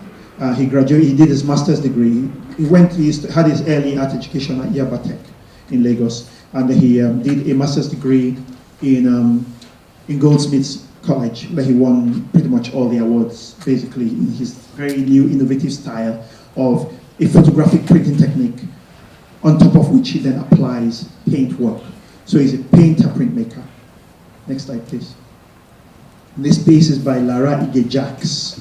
The landscape, the very rural landscape, which is based in the Olumo Rocks in Ogun State, which is where she hails from. So just a piece of nostalgia, if you like. Many of our artists make work that reference the lived experiences in Nigeria, their personal lived experiences. Next slide, please. And this is by Mike Echekoba, and this piece is titled Jakpa, which I think in Yoruba means to exit. And so he's looking at, you know, current affairs, issues brought about by events ongoing in Nigeria. And those events ongoing in Nigeria, which have been ongoing for the last, since Babangida, or maybe before, is the reason for a huge loss of the skilled people from Nigeria to the UK. But not a loss to Nigeria, because we then sort of connect back to Nigeria regularly. I myself am a member of art collectives in Nigeria as well. I'm a member of the Guild of Professional Fine Artists Nigeria. I'm a member of Nigerian Art Society in Lagos. Next slide, please. This is a ceramic piece, again with a lot of uli and CBD, again by Anthony Indikamu, who studied under El Anatsui. And these pieces made in ceramics actually woven with wires. So they're very small tiles. He has printed on each one of them. This is a huge piece, right? It's really large, very heavy. And he then sort of printed on them, glazed them, fired them, and then wove them together. Nobody in Britain, in British art, was doing anything like this before we came. Next slide, please. Another piece by Anthony Ndekawu, again using the concept of uli and CBD. Next slide, please. This another piece by Obi Okigbo, similar in terms of its style and sort of thematic approach to the piece that she showed in the Museum Picasso Paris. Next slide, please. And this is by Raymond Soko. Again, a significantly unusual painting. It's done on plywood, and he's chopped out, he's scored out, he's burnt up, he's etched on it, he's painted on it, he's done so many things. He's treated this wood to the extent that it's totally unrecognizable as wood. He's used this material so masterfully that anybody who beholds this wonders, how did you learn to do this? He learned it from Nigeria at a time when paints and brushes were embargoed as a result of essential commodities era and the austerity measures where art materials were embargoed. I went to university with him at the same time, and that's how I started to make collage myself, because we couldn't get paints. You couldn't import them. Next slide, please. Another piece by Ray Soko, which is made recently. So it's using all sorts of any kind of pigment that he can find, used on wood, which is burnt out, which is chopped up, which is scored, which is engraved, etched, and different textural elements, added to the, so it's added as well as subtracted from the surface. Next slide, please. And this one is a hyper-realistic painting by Titus Agbara. And Titus Agbara's work is significant and well-renowned in the UK. His work has featured in at least 5 episodes of Britain's Greatest Landscape Painter, and he has reached the final at least 3 times. He's also made the mark as British greatest portrait painter. Titus Agbara is a realist. He paints exactly what he sees, but the unique thing about Titus Agbara, which many people find awe-inspiring, is that Titus Agbara makes his work only with the palette knife. He doesn't use a paint brush. He makes it with a piece of metal, a little knife, and that's how he applies his paint delicately, and he works extremely fast. His output rate is phenomenal. Next slide, please. There's a flower vase by Tunde Akineronye. This vase is from the ground up. It's probably about 4 foot high off the ground. It's not thrown on a wheel. It's actually coiled and is made by hand. It's a significant piece of work. Tunde is inspired by a phenomenal Nigerian ceramist called Ladi Kwali. Next slide, please. So a few artists have come recently to London, as I said, to settle, to continue to produce their work. And notable amongst these is the son of Ben Enwawu. His name is Oliver Enwawu. He's only recently emigrated to Nigeria, having run his gallery and his studio in Lagos for many years. So Oliver's evocative figurative paintings, capturing subjects engaged in dance, masquerading, or imbued with mythological symbolisms, carry forward a tradition reminiscent of his father, Ben Enwawu, artistic legacy. Next slide, please. So that's another, a portrait. And as you know, if you're familiar with the work of Ben Enwawu, portraiture is a very significant part of his practice. And his portrait is very reminiscent of a Ben Enwawu's petrol, which was recently sold in London for £2 million. Next slide, please.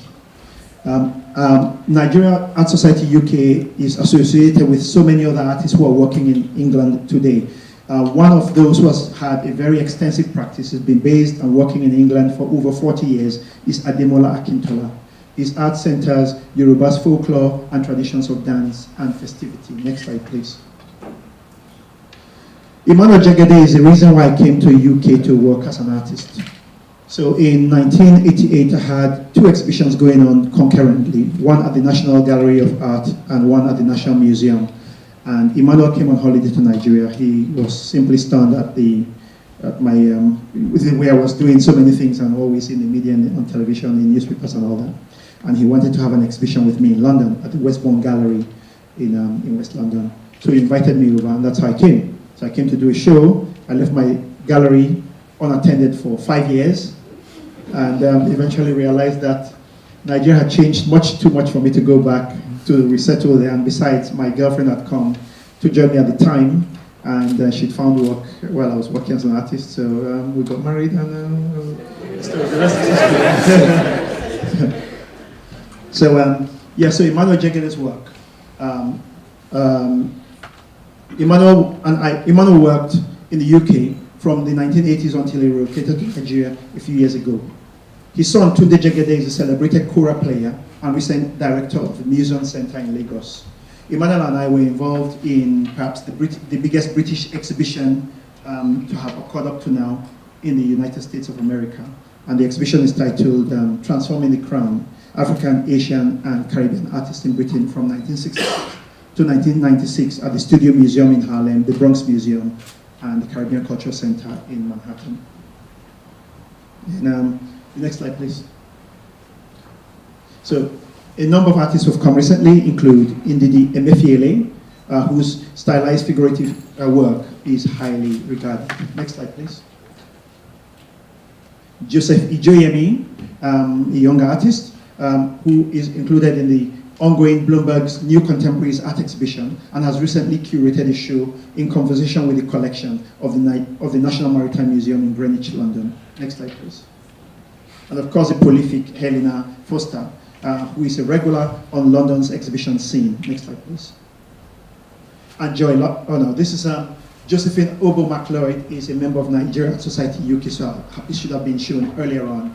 Her practice is a printmaking technique using photographic printmaking, and her work is simply phenomenal. Next slide, please. Joy Labinjo is a young artist born in 1998, and she's got a show which opens, so an inaugural show at the new Tiwani Gallery, which opens on Monday. That's next week, Monday. Next slide, please. So, one of the other artists who painted the Queen, but not from a sit-in, he painted from a photograph recently for the the Diamond Jubilee, just before the Queen passed, is Uluwole Omofemi. He was commissioned by Tatler magazine. Next slide, please. So these are shots from the Legacies of Biafra exhibition, just to give you an idea, because it's a significant exhibition which will distribute information through Alex when it next comes to London. Next slide, please. The piece there is my painting, the one in the big red one on there. The one to the right is Chike's painting I mentioned earlier. Next slide, please. This is an installation by Obi Okigbo, which has her father's poetry in a display case. Next slide, please. This is a theater, the launch in the theater of the exhibition, where the keynote was Ben Okri, and a few other people presented at the opening of the exhibition. Next slide, please.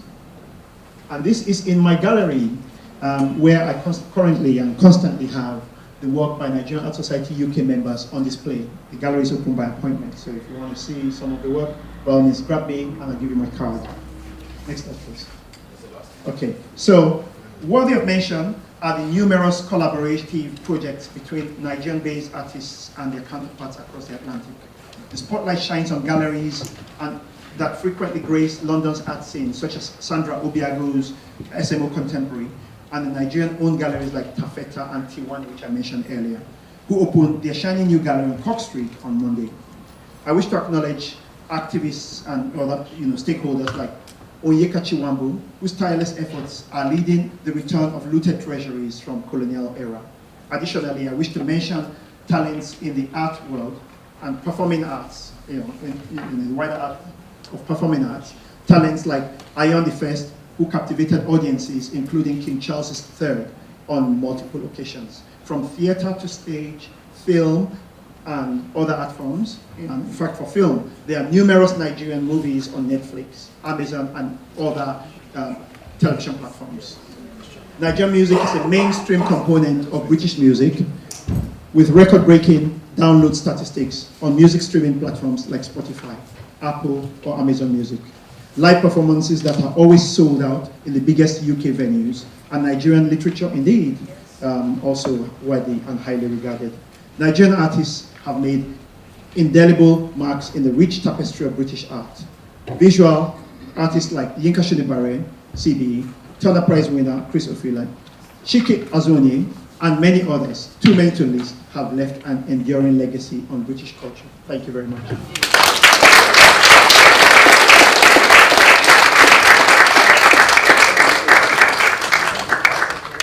Thank you very much, Hassan, for you. We have some time for some questions, so we're running late for lunch, but we started late, so we'll soon break. Any questions? Thank you. Someone's bringing you a microphone. Hassan, thank you very much. That was really wonderful showcase of Nigerian art, which I'm a fan of. I'm not an expert, but I do love to look at the art and appreciate the talent and the skills and so on. Recently I went, and I like the different models that you've shown there, different ways of working, you know, different resources. Recently I went to a session looking at use of egg tempura, and that was really interesting. But what I want to actually say is the effect of artwork on individuals, and in particular on the young generation, because I think it's something that is very therapeutic. Personally, you know, for the artist, I could see the passion in your voice when you were showcasing all the artwork, yours and others. I really think we should encourage young people to take pride in artwork. It's personally therapeutic, both for the bright ones and the not so bright individuals, because it's about artistic expression.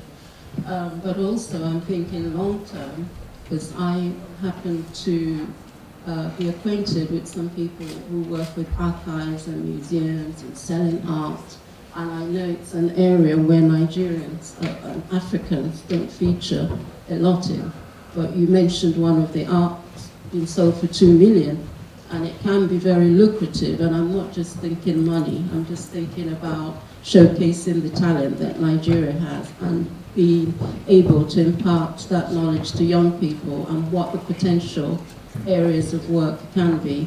So that is my feeling and thought about that. But I also wanted to know some of those artists you mentioned, if they're doing any work with young people to try and, you know, encourage their interest and not just be about sport and music or whatever. Thank you. Very good question, and my response is that for most, in fact all the exhibitions I've ever done, we always have a program of workshops that go with the exhibition. We try to make sure that the people who are traditionally the least likely to attend the art exhibitions, we are able to include them in various strategies for, you know, developing new audiences. Children, by their nature, naturally are artists, and art is one of the very few subjects that is mandatory in early years education. The first thing you have, when Nigeria stopped importing paints and you know, materials for artists to practice their professions or to study within universities, UNESCO gave grants of art materials for early years education. And many of those materials found their way, or could it have been the surplus, or maybe some smart businessman just took them to the market anyway. And we were able to still buy those materials and manufacture our own paints with them. But generally speaking, children have access. A child will draw on your car. A child will draw on your bed sheet if you don't give them paper to draw on. A child will take your prized photograph and draw on it because they can't resist it. It's just a natural, instinctive thing. And the drawing and the making art helps them to develop. It helps their developmental processes. That's the reason why art is mandatory in schools. But we support programs where schools, Chiki and I, we've worked in over 200 schools in this country in the 30-something odd years since we've been working here. And in all our exhibitions we have, even during COVID, when we had an exhibition, we did an online workshop with schools. So they were at home and they were following, you know, through video and that kind of interaction. Yesterday, I lectured in a school, and I was telling them exactly what I'm saying now and how relevant. So people really trying to consider whether art is a viable career for them to take up. Thank you. There's another question from the back. Hi, and thank you so much for your presentation. It's not really, I'm not going to ask a question, I'm just throwing things out there. I didn't have the chance at school to study art. I was thrown out of the class, but I was very artistic, and I grew up mainly in rural England. It took me, oh my God, like almost 50 years to reconnect with my art, and I did that as part of my recovery. I'd always been in galleries. I used to take my children from time to time, but mainly it was for me in terms of my recovery. So where I am today, still love art, still love African art, feel it's very linked to my spirituality also, but also I have a son who is 23, just turned, and he has got complex needs. And we've seen how art in the schools has really inspired our children with extra different needs. And you're just looking around nowadays, and I'm thinking of all the art that's very, what do they call it? It's the new kind of thing they're bringing out with all the white artists, and it's very sensory. So I'm just thinking of African art on that stage as well. It should be centre stage. And again, I just want to thank you, because it really helped me today to realise that, recovery is very important, and art is very important to a lot of people in recovery. So thank you from my part. Thank you. And just to add to that, all public galleries in the UK and in London have programs, educational programs that are free for children to attend. They actually try to get black people to bring their children. They're even there on Saturdays and Sundays. Just go online, look at the Tate, look at the Hayward, and look at the major galleries in London. They all have those programs. And that's an excellent way to engage your children. And the materials are free for them to use. They get to meet notable artists every weekend. All you have to do is take them there. It's free. So these resources are available for you to explore. Thank you. Thank you very much. Can we take the last question? Oh, yes. Sorry, she did have her hand up first. Thank you so much for that. Very commendable the work you're doing with the schools in the UK. My question is for Nigeria. What are we doing in getting people to go to schools to talk to them? Because I referenced this. I schooled in Nigeria. There was one here. You had a choice. You had to make a choice because you had so many subjects, art or science. I was forced to go into science because our parents kind of engineer, doctor, lawyer, whatever. I ended up doing engineering. But during COVID, like the lady said about art being therapeutic, luckily I had bought loads of art supplies. I had so many paintings, about 20. Self-taught, picked up a few things because it was innate. My art teacher saw this in me when I was at school, and I turned down art and went for science, and pleaded with me to stick with art, but I didn't. I went with what my parents would be happy with. I've had 2 exhibitions for my art. It's not something I studied for. So if we can go to the schools in Nigeria, it's commendable we're doing it here, but what can we do in Nigeria to get people to appreciate, connect with, whichever medium is possible? That would be good to hear. Well, okay, I don't know if I mentioned that in my childhood I was sort of taken to Nigeria because my parents couldn't keep us here. We were evicted from our home. My father didn't come back to Nigeria until 1976, and then he died in 1983. But before he died, around about the time before, 2 years before he died, was when I was to go to university. I filled my JAMB form to do fine art, and my father said, I'm wasting his money. What am I doing fine art for? I should go and do something. He was a lawyer. So I filled another form to do political science at the University of Benin. But I did the exam for Ahmadu Bello University and I passed. So I got admitted in Ahmadu Bello University as well as University of Benin. So I went to ABU, and throughout that year my father got the he refused to talk to me.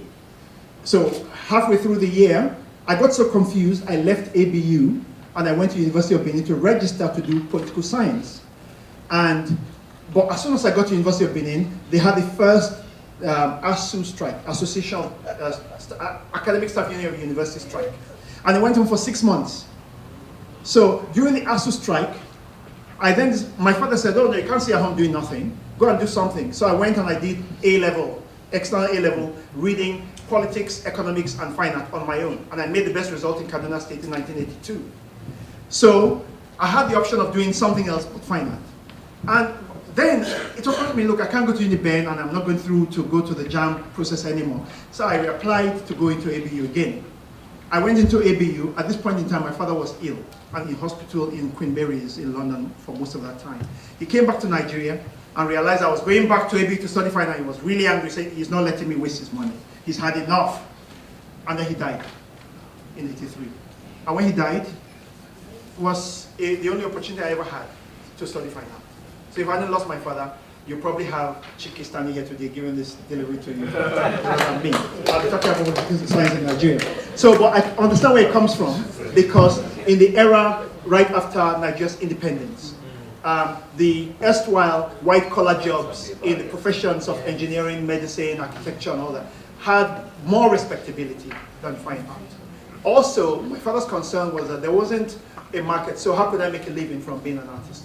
But I proved him wrong, because in 1986, I was a very comfortable, well-established artist running my studio in Lagos.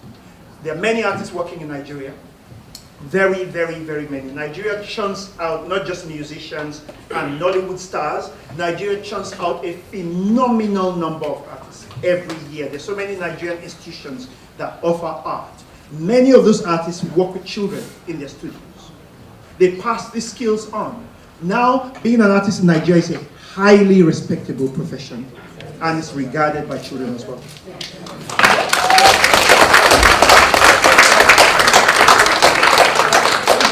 Take the last question from Peter Badejo, OBE. Yeah, just to add to your point, Hassan. I just got back from Nigeria last night, and a new Iwalewa gallery has been opened in Lekki. That's right. It is the second largest gallery in Lagos now. Right. And in terms of fare, there are two Nigerians, the privileged Nigerians and the less privileged Nigerians. But the art movement is helping now to bridge that gap. Because a lot of children, they are working with children in less privileged areas like Agege, Surulere, and all that. The movement is very strong, and good artists are coming out of it. The galleries are developing. And then one opportunity that is coming up now is Nigerians are beginning to buy works of art. Yes. Very true. It is very, very important. Otherwise, the next two generations might be fighting to get works like yours and others to Nigeria. But when Nigerians buy them, we will see it. Thank you very much. Thank you. Just to add to that. So Yemisi Shillong is one of the biggest art collectors in the world, not just in Nigeria, in the world. And he's recently dedicated a museum called the Shillong Museum in Lekki. And in his museum, artists are contributing work, donating work, or pledging work, to endowing work to the museum's collection. And it's right in the Pan-African University premises. So there's a lot of educational connections to that collection that's ongoing at the moment. And yes, so there's huge Nigeria. I take work to Nigeria all the time. I only fly with a painting. I don't take any luggage or anything. I take work to Nigeria, drop it off, and jump in the next plane back to London. So there's huge collection in Nigeria, but there's huge collection of Nigerian art in London. There's the art fair, which we're in the art fair season. So from next week, there's going to be at least 10 Nigerians who you probably never heard of before, showing work in British galleries, from 154, which is at Somerset House in central London, to Freeze, which shows in Regent's Park, and then many other private galleries, commercial galleries in central London, all showing Nigerian art. So Nigerian art is a big, big aspect of British art scene, and it's only going to grow even bigger, as Nigerian music is, and Nigerian food, by the way. Thank you. Can we have a round of applause?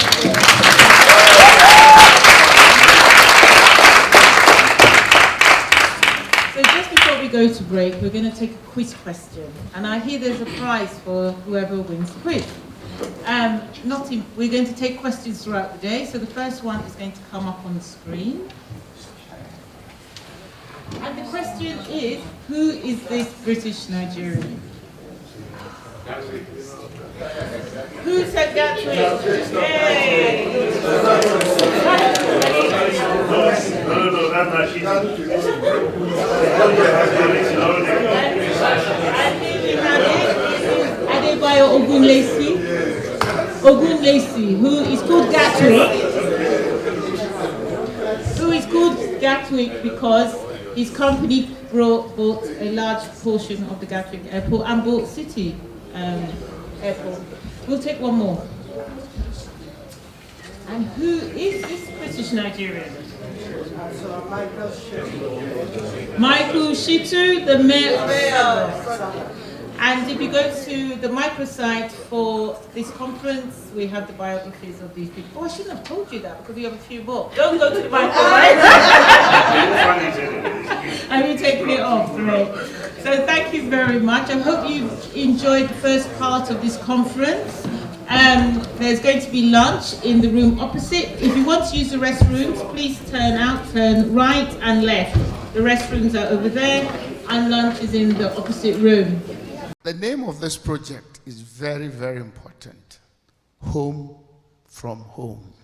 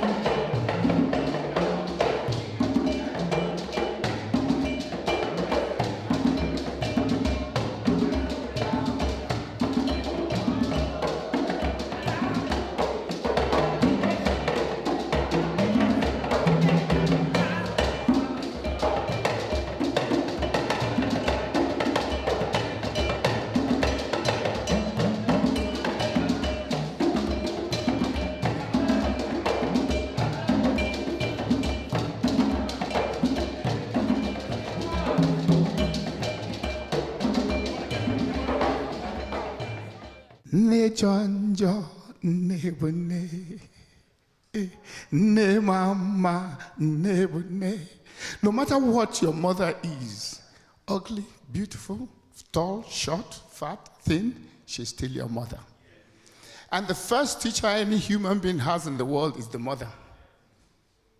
So whatever you take out of your mother is what you tell story about. You distribute around the world. In one of my journeys, because I've had quite a few of them, I'm just 25 years old. I met someone in my journey in Bulgaria. I went to perform in Bulgaria from Nigeria, invited by the Bulgarian government. And I wasn't expecting that far from home to find a Nigerian. I saw some Nigerians, but one stood out, who was a storyteller. And it happened to be Alex Omopi's IROKO. This is a project funded by the National Lottery Heritage Fund. The National Lottery Heritage Fund. We have over 20-something partners in this project, starting with the British Museum, the London Museum, and various schools involved.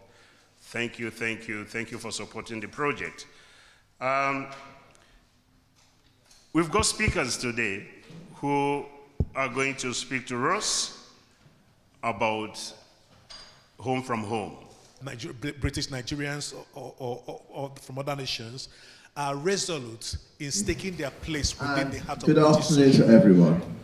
And I'm just going to say, before I get into the meat and drink of this presentation, that it's going to be all singing and dancing. By that I mean it's going to be like in 3 different sort of segments. The first segment will be, well, not formal, but more sort of like presentational in the way that most of the stuff has happened today.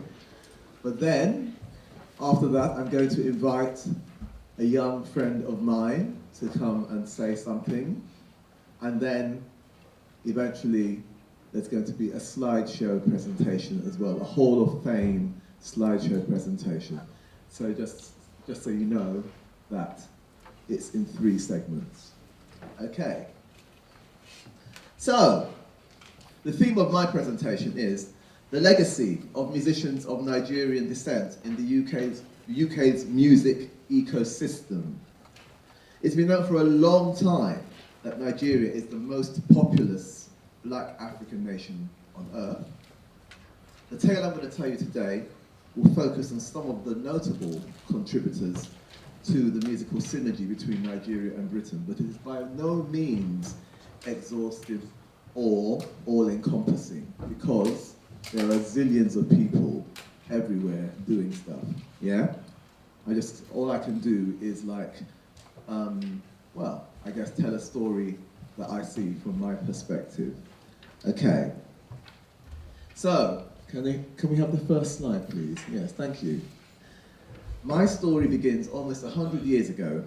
In 1925, Canon J.J. Ransom Kuti was the first Nigerian musician to ever have a record released on Zonophone Records. Kuti composed and sang Christian hymns, and the songs were recorded in London. So here's a picture of the singing minister of Abeokuta being the place where the Anglican Church was mainly kind of based back in those days, probably even now, who knows. And he just happens to be the grandfather of Fela Ransom / Anikulapo / Kuti, and also of Wale Soyinka, who won the Nobel Prize for Literature in 1986. So, can we move on to the next slide, please? In 1934, another Fela, in this case Fela Showande, arrived in the UK from Nigeria to study music. A versatile talent, Showande was a major church organist in London. By that I mean he was the music director in a major cathedral in central London. But he was also a well-known player on the jazz and pop music scenes, where he accompanied well-known singers such as Adelaide Hall, who'd come from the United States, working with Duke Ellington and others, and also Dame Vera Lynn. Eventually, he became a composer of orchestral music, and in 1944 he composed his best-known piece, The African Suite for Strings. That piece is kind of notable for the last movement in it, which quotes from a well-known Yoruba tune, Oni Dodo, Oni Moi Moi, and so a lot of people here probably recognize that piece of music, which he handled like a fugue at the time. And I think he was probably influenced by the school of composition that was spearheaded by Bela Bartok, the Hungarian composer, who was interested in drawing from folk music influences. And these influences kind of spread across from Europe into the United States. So composers such as Vaughan Williams and Benjamin Britten were doing things with folk music from England. And in the States, composers such as Aaron Copland were doing things with American folk music. And Fela Showande did similar things with Nigerian, maybe Yoruba in particular, music and Western classical music, bringing them together to be played by orchestral musicians. Showande also worked for the forerunner of the BBC World Service, the BBC African Service in this case, as a broadcaster. And in some of the broadcasts he made, he spoke about African music, some of the features of African music that would distinguish it from other types of music, and also ways in for people of non-African backgrounds to understand, appreciate, and enjoy music from Africa. And he made those broadcasts not only in English, but also in Yoruba. And I'm fortunate to actually have some of those recordings because we were lucky to meet, online, somebody who was a protege of his based in Kent State University, Ohio, a fellow called Guy Pernetti. Guy Pernetti had like all this stuff which he kind of passed on to us very kindly. So I've got these recordings of Showande talking about African music and like the Yoruba ones as well. Nowadays, Fela Showande is regarded as the father of Nigerian art music. When I say art music, I'm talking about music of the courts and the temples that some people might describe as classical music. Yes, that's what he was, he's identified with that, even though he also played a lot of popular music. So I have a hypothesis about Fela Showande that his most fertile creative period as a composer was the time he lived in London between, say, the 1940s into the 1950s. But after that, he returned to Nigeria. And while he was there, he worked for the Nigerian Broadcasting Corporation and did like research as well for one of the universities. I'm not sure if it was Ibadan, but one of them anyway. He had a sad experience because he was commissioned to write a piece of music to mark the independence celebrations of Nigeria in 1960, and he composed a folk symphony. But unfortunately, there wasn't a band to play it in Nigeria, and so the piece was shelved. It wasn't performed at the time, which couldn't have been very pleasant for him to experience. But eventually that piece was like premiered by the Bournemouth Symphony Orchestra in the early 1960s. And I think he also got to the point of like conducting it himself with New York Philharmonic Orchestra playing it. On the popular culture side of things, can we move on please to the next slide? Thank you. Ambrose Campbell. And I know Uncle P and I have spoken about this man before. Ambrose Campbell arrived in Britain during the Second World War. A gifted singer and composer, Campbell is widely credited with forming Britain's first ever black band, the West African Rhythm Brothers. Fela Anikulapo Kuti described Campbell as the father of Nigerian modern music. Campbell's band performed at the VE Day celebrations at the end of World War II in 1945 in Trafalgar Square and Piccadilly Circus. To quote him directly about the experience, he said, "We had a huge crowd following us around Piccadilly Circus. You could hardly move." The band had a long residency at a club called the Abalabi Club in Soho's Berwick Street Market, and they also appeared on British television. And Campbell associated with leading British jazz musicians such as Ronnie Scott and Tubby Hayes, and obviously they must have like drawn some influence from what he was doing. Campbell was also immortalized in City of Spades, the first in a trilogy of novels by Colin McInnes that painted a vivid picture of African and Caribbean immigrants in London of the 1950s. The Abalabi Club moved to more upmarket premises in Wardour Street, and Campbell formed a new band to play there. And I have a little story to tell about Ambrose Campbell, because I met him in the early 1980s. In those days, I was a very sort of cantankerous young man, and I was involved in some scrap or argument with someone anyway. And this man came up to me and was like, you know, trying to soothe me, to placate me, and trying to, well, make me calm down basically. And he gave me his phone number and said, stay in touch. But I had no idea who he was. And I didn't actually follow through on that. And years later, I was flicking through this address book and realized that now I knew who he was. And it was like, wow, I've got Ambrose Campbell's phone number and I never actually called him.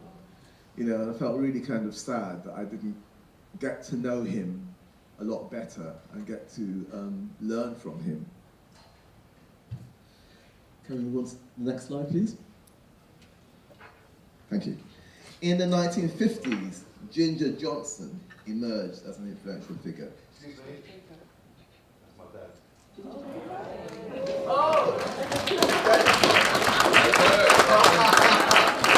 Well, mentioning him. Good. All right. That's nice, isn't it? Nice touch. These things you don't plan with them. Anyway, and he was like Edmondo Ross's percussionist in the 1950s. Edmondo Ross was the leader of like the leading Latin American jazz dance band in London of the 1950s. But by the 1960s, Ginger Johnson had diversified into working with leading rock and pop musicians such as Georgie Fame, Elton John, and others. And his band, Ginger Johnson's African Messengers, was a group of drummers who eventually played a major role in providing the backbeat to the sounds of swinging London in the 1960s. So, in this picture here, there's a very, well, exceptionally famous person that we all know of. And this was at the Rolling Stones concert in, I think, probably 1969 in Hyde Park, a few days after the demise of Brian Jones, who was said to have founded the band. And Dennis, is that your dad there right at the front? Yeah. Okay, well, good. Yes, right.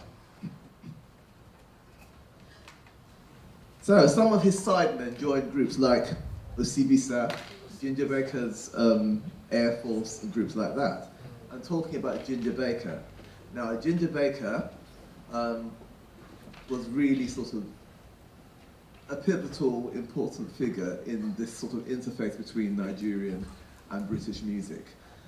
He was like the drummer of Cream, which was rock's first supergroup featuring Eric Clapton, Jack Bruce, and him.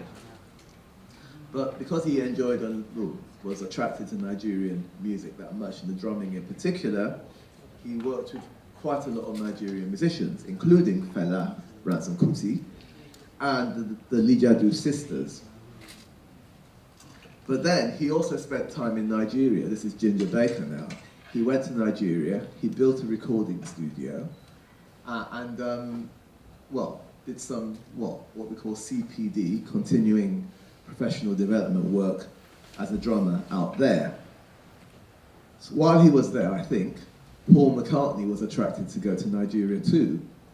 And he went to that same recording studio, ARC Recording Studio, and started recording Band on the Run, which is probably Wing's best known album. And there's another kind of Beatles-related story here, because there was a guy called Jimmy Scott, who was, his nickname was Obladi Oblada, right? And it seems as if they drew inspiration from his name, or his nickname, to create this song, which was one of the biggest hits they had, the Beatles, just before the tail end